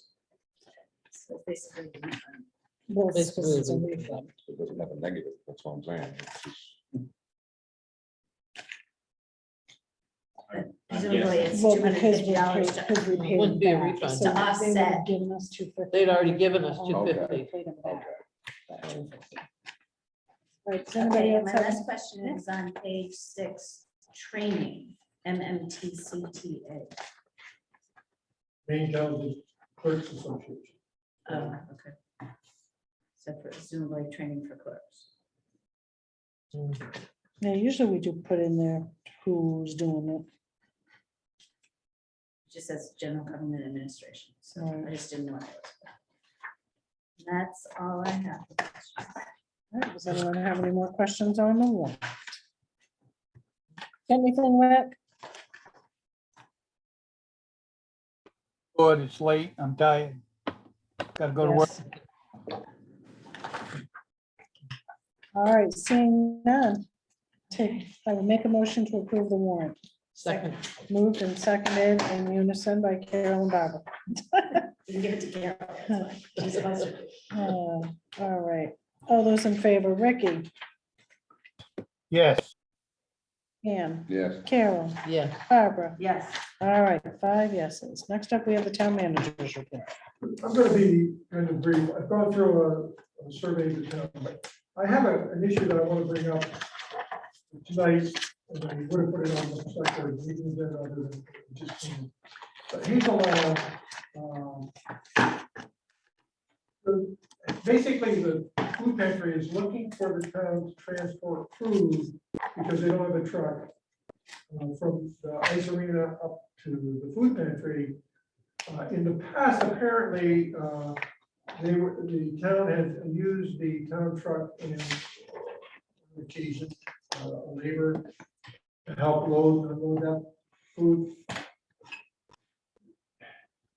They do good work, great job. I love the food pantry, but I want to make sure that you guys are aware, number one, that municipal vehicles were used to essentially do a nonprofit private work, which is something that, at least as I understand, it's not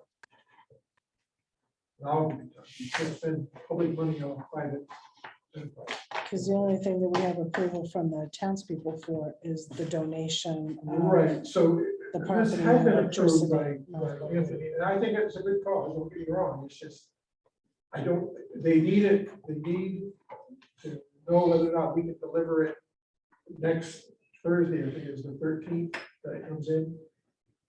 I don't have a vehicle, or I do it, I don't have a truck, I got a Jeep. I don't know if you want to authorize them to use the town vehicle or not. I mean, That would be from Public Works. it'd be public work, right on the public works. And it takes a couple hours, I would assume, go down, pick it up, and load it.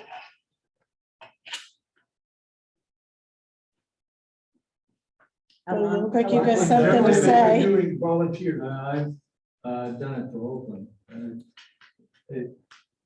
Oakland town does not do it for the weekend. No, I mean, you're not allowed to, at all.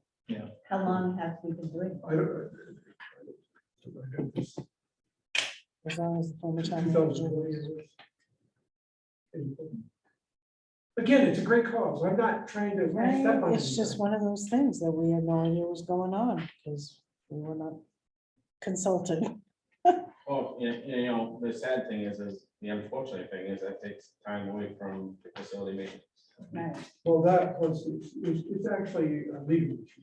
Right, but I mean, you know, facility maintenance is thin, is spread very thin No, and very too thin, and that's half the problem we're having. I think we're gonna have to tell them we can't do it. We don't have a. They just facilities need to maintenance know, I director. told them, I said, look, if it was me, I'd say yes. I mean, I understand why that was done. It's a good cause, but I have to at least go to you folks, but I don't even think the town is What's the date? It's the 13th. the 13th. That's Monday. Monday. Well, no, Yeah, it's- Monday. Yeah, it's coming Monday. yeah. 14th is voting day, Tuesday. Is it a government order or is it? It's, I don't know, it's food coming in from, what's that food, the pantry, the big. Good Shepherd. Good Good Shepherd. Shepherd. Yeah, that's in the pocket stuff. So there was that issue with the food pantry. The other issue is Hazel, she's been working there 13 or 14 years. She asked for 6 keys, she only got 5, and the issue is there an issue with giving her a 6th key, and what's the issue? I don't know. She's contacted me several times about it, and there's only so many keys in the town. The select board does not have 5 keys to the facilities. Right, There are not 5 people who work in the food pantry on a day-to-day basis. What she wants is for everybody who does volunteer there to have their own key to get in.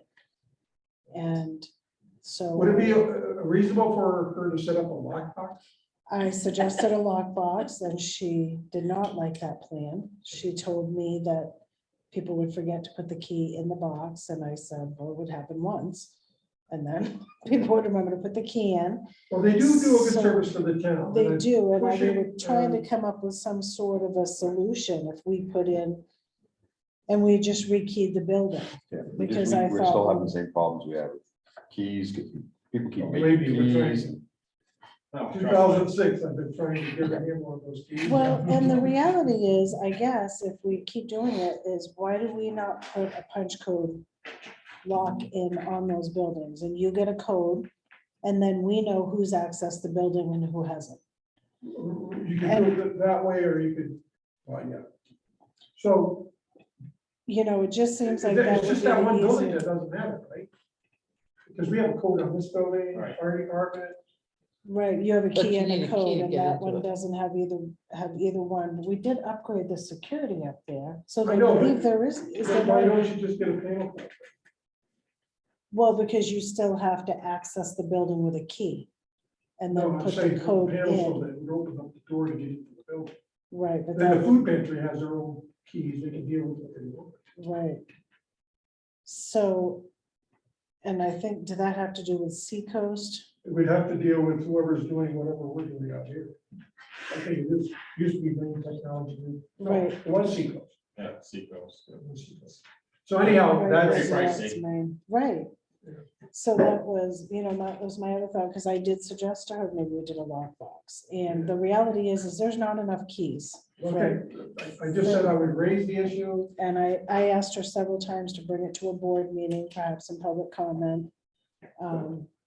We've talked Yeah. about the town.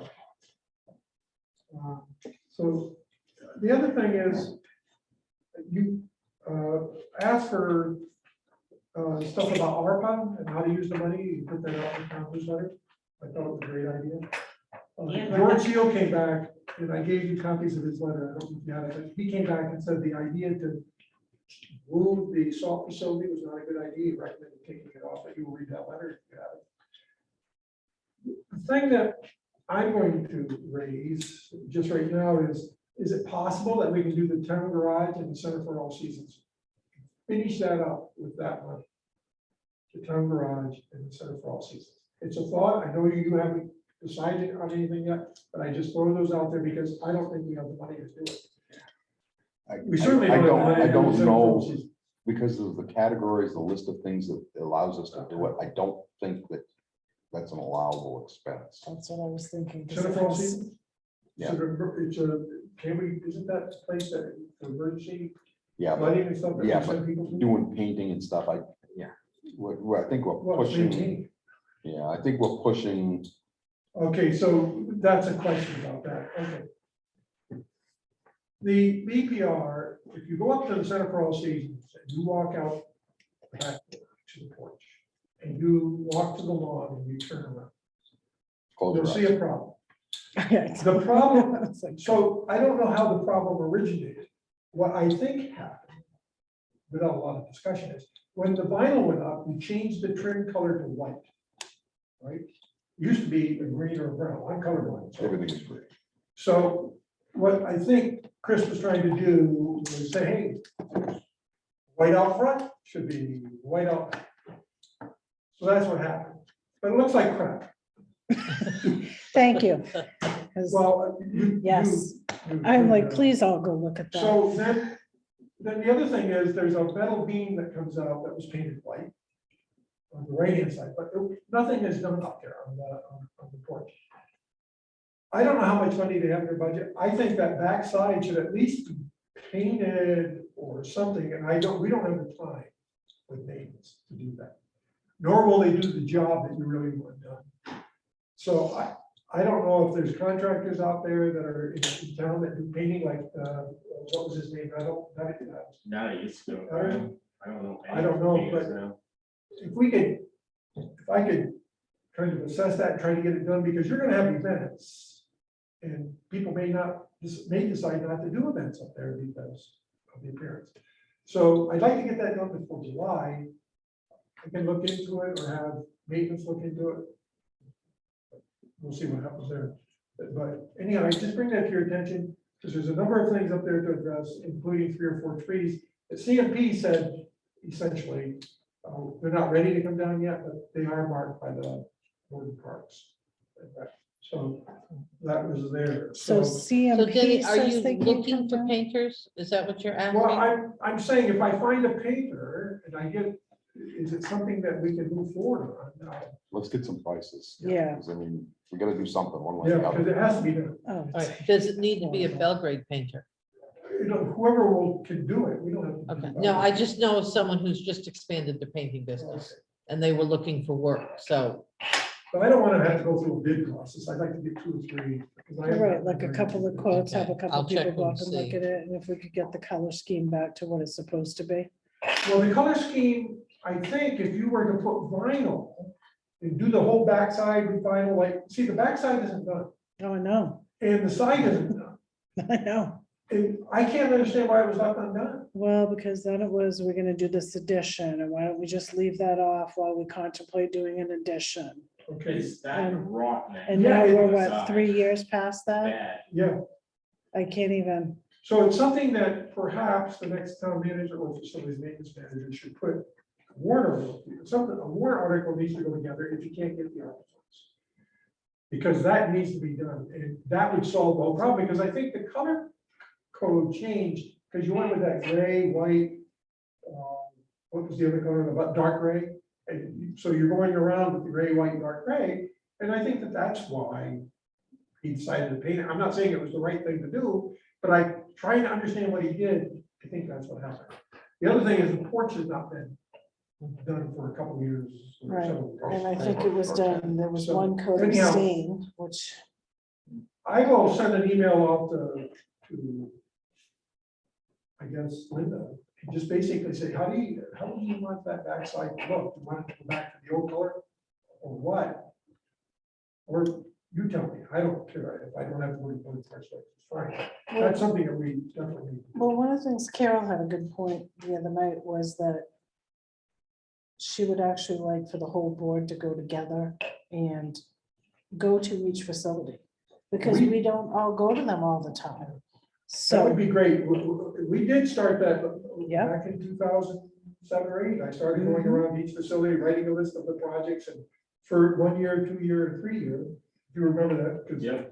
and that's how that whole thing was identified as needing vinyl versus whatever, because it was, the last time it had been painted was the 8 or 10 years before I was coming in. well, and I was saying that was how, like, going to the transfer station, and we did a little thing, and I was like, yeah, anybody else knows what's Okay. going on? The warrant article this year authorized the board to enter into a mowing and plowing agreement with the town of Belgrade Library, $50 per mowing. It was not updated. I mean, there was not a contract in the file, so I've got an updated contract. You can sign it next, whatever. Well, But we had the agreement before the 2020, essentially that expired in 2020. Essentially, I took that agreement. because so we put that in the warrant, now herein lies the The warrant issue. says the town of Belgrade's board of select persons can enter, the town of Belgrade authorizes the board of select persons to enter into an agreement with the Belgrade Public Library to mow and plow for $50 each, up to $500, it was $500. I thought it was more than $500, because The problem is with the price of fuel and labor right now, $50 isn't cutting it. well, and then. It the says other- right here, well, that's for the working fuel, where's the? I thought it was that the Friends of the Belgrade Public Library authorized that we're paying the town $3,000 for mowing and plowing the facility. It says, to see if the town will authorize the board of selectmen to enter into a 1-year contract with the Friends of the Belgrade Public Library for $3,000 to be paid by the Friends for mowing. And my understanding was that it was at $50 up. Right, for up to 3,000, Yeah. but then when we lost the facilities maintenance person, the former town manager sent a notification to the Friends of the Belgrade Public Library that we were not mowing for them anymore. So they put out something on Facebook requesting proposals for folks to mow for them because the town, But we did go down there and mow the library. The library's been mowed. So are So- you saying that the town is not doing that? right, so we told them apparently that we were not going to do that, but then our concern was that we have a contract, and it's not been updated, but it should be updated, because that was the intention. But then we'd be contractually obligated to Right. continue that and can't just take it away. Right. We can't just say we're not gonna do it, Right. once we have the contract. Yeah, that's what I thought. But you're saying we don't have a contract right now? We currently don't, because one wasn't put together for, at least the one, I can't find it. I found the one that expired 2020. So there wasn't one for 2021 either. No. Gosh, I could have sworn I remembered signing one of those at a board meeting. So anyhow, I don't know. I mean, if we get a contract, we need to be doing it. it hasn't been signed yet for this year. If- I know, But that's still the intent. But if we have an obligation through the warrant, Yeah, contract or no contract. we need to Yeah, sign we the should- contract and we need to mow the lawn and we need to plow it. So if you want me to sign it, you can sign by. They mowed it, I noticed today. It's been mowed. Yeah, well, If we're mowing it, let's continue to mow Well, it. they may have hired someone. no, because we mowed. The town mowed. We did mow it. Yeah, we okay. mowed that, we got the town up. I'm talking about that. Okay, good. It So looked- we're trying to get caught up. Okay. So Okay, let's have Denny sign the contract if that's it, and then we'll be up to date on that. Okay. Is that I think we agreement need by something- everybody? yes. Okay, great. I think you need something in the file for the agreement that we made for me. Yes, So I basically please. wrote up a little thing. If you want to sign that, then I can give it to Nick. and he'll use that. It's essentially what I wrote.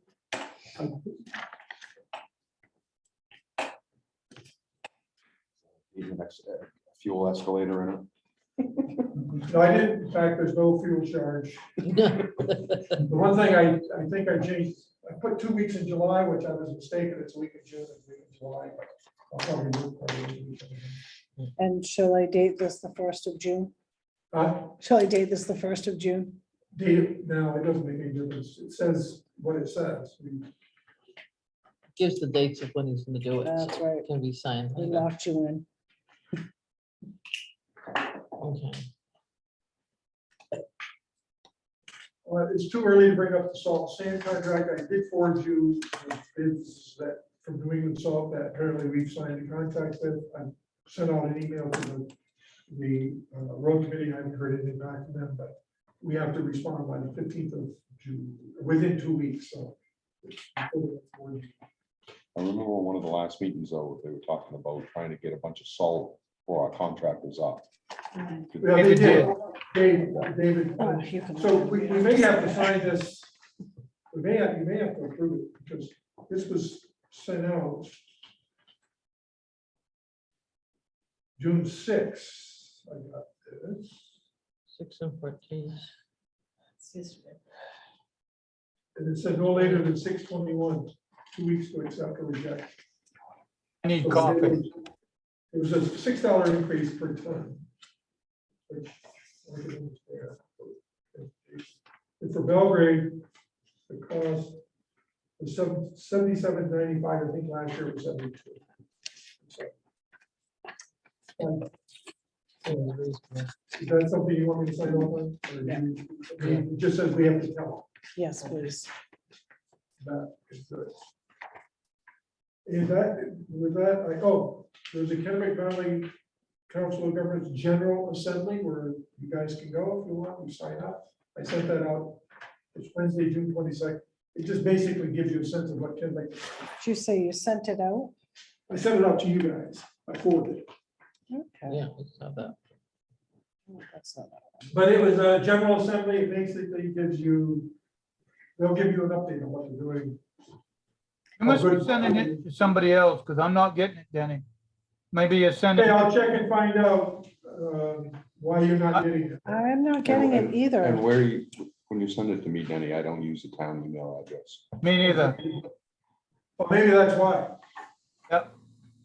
No, I'll check and see what's on the board. I've got 5 email addresses already. I try not to use the 6th. What I did was I used the board address that Anthony had set up, because I assumed that that's the address, the group that you had been receiving, but I'll check and see if that is your personal email.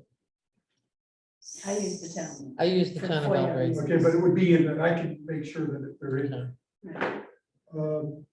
So I am not, for some reason, Denny, I'm not getting them. It's I don't reverted. have I can't get it out here. It's on my Yeah. computer. We'll But I'll figure check it it out. tomorrow, but- just make sure that the email addresses are right. But anyhow, That's what it is, but if you want to sign up for it, I'll sign you up. Or whatever. And that's it. I mean, there's some other stuff, but it's, It's late. I think everybody- oh, I got 10 applications for maintenance. I'm going to figure out how to use the response time so I can, I'm going to get a group of folks together to go through these. It'll be Kenny. Probably if Scott's willing to do it, I'll do it with him, or maybe anyone of you guys will go through these, select a few, and then I want to put together a team. Pursuant to Mike Pino's recommendation to give the board of Parks and Rec member on the team to interviews. You get transfer station and facilities management. And I have one select board member, as we did in the past. So I'll put that team together, and hopefully we can get these interviewed sometime next week, hopefully. And Denny, I would suggest involving Dan McGlashy because Yeah, he's from the board of Parks and Rec. That's- Okay, he's okay. down there. Yeah, he's down. So that's that. In looking through those, do you think there are some qualified folks there? There's some really qualified ones, Okay, but then again, I don't know what to have. There's other folks that aren't all that qualified. There's probably 3 or 4 that I would toss out, mhm. but that's me. So that's why I'll get 3 or 4 people to look at it before we get. With that, I'm sorry it took so long. But you guys know. I think I can do this luncheon, Donna. If you, I don't know if you're around that day or anybody else. If you want, I wants can to. forward that right to you and you can respond. Yeah. You're at the town, you have your town email, right? Yeah, but I just was checking my stuff, Denny, and I don't have anything coming from you. I don't have anything right It would be now. coming from Anthony Wilson because I haven't been able, they haven't converted the from on the address. Okay. So it'd all be from Anthony Wilson. Oh, the other thing. Okay, the so last maybe emails I that's got why, from because- that, I couldn't open because it said it was corrupt. What was this? Email, it was the agendas. For this Oh, meeting. I don't send them out. You didn't send it, yeah. By Anthony. I don't know. So Mary had resent stuff out, so I think the last thing, thought I would just forward in case there's any interest, Denny. Oh, Yeah, that's the one. no, this is a women's. There's that, luncheon. and then it was right after that one. You should find, I think it was that. But I didn't get anything else there, but that's okay. Take a picture of this. Well, thank you very much for the very soft and cushy job. I had a friend of mine saying, down in Old Orchard, or maybe it was up here, I think it was Dan McKenzie back. He said, so let me get this right. You live in Old Orchard Beach. It's June 1st, first of summer, essentially. And you're gonna work through July 31st till the end of summer, right? And to come here, the interim town manager, he said, crazy? It was fun. And I don't know if I Well, told you. we are glad you're crazy enough to do it, Denny. Well, like I said, and, you know, we'll get through it. Have you made any contact with anybody on the salt well, water? I have, yes, I did call Dwight Dowdy, just to get updated from his, the legal teams are working, I plan on calling Phil Sis here, because he's working on my agreement.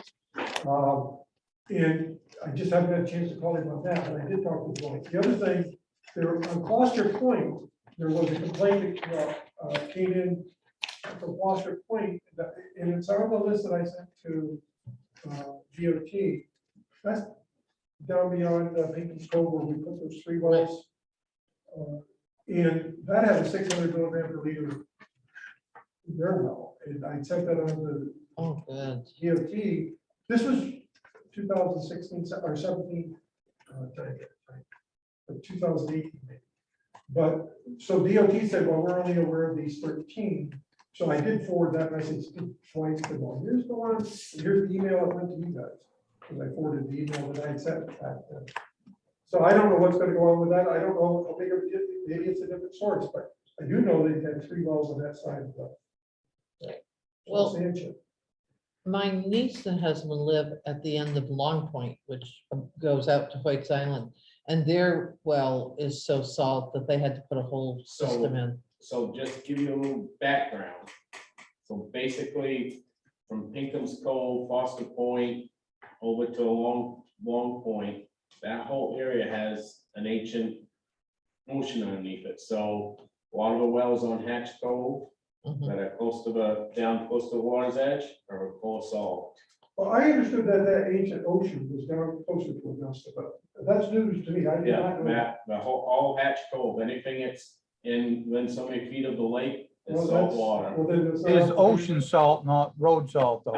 Exactly, it's ocean salt. Yeah, it's not our fault. Right. Okay, so we have confirmed that, or? That, nobody's complained about, they say, no, it's ocean salt. I don't know about the one on Foster Point or slash Well, Pinkham's Cove, if that's.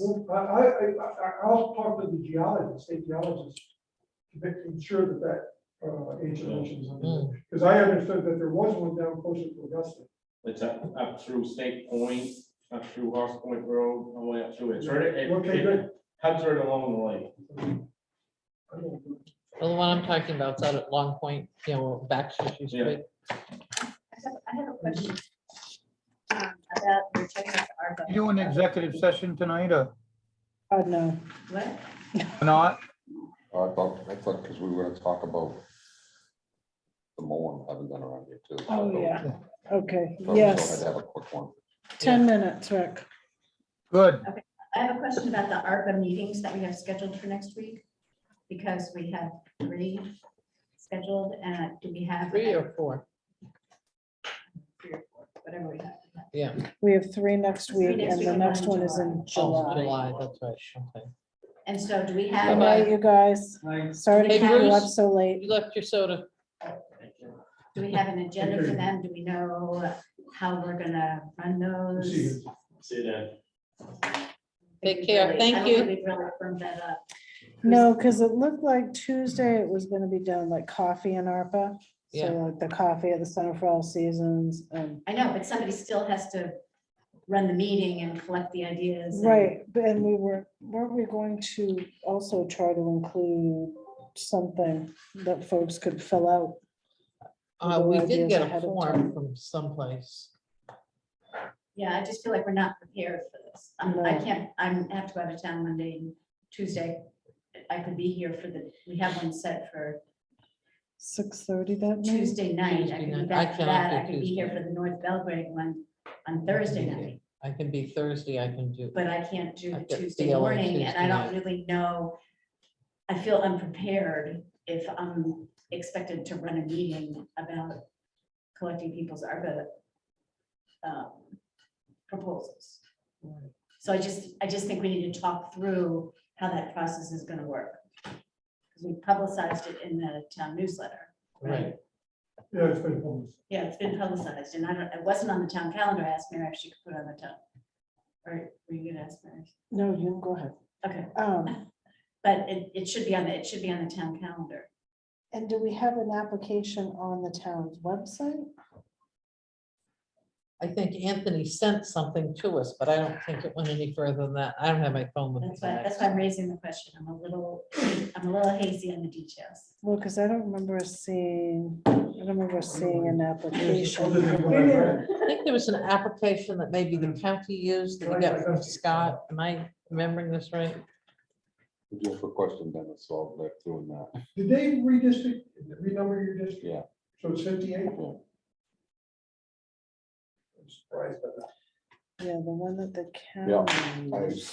Wayne dropped off and picked up New Sharon. No, so, No, actually, New Sharon's a little more Republican. it's a little conservative. Not that I care.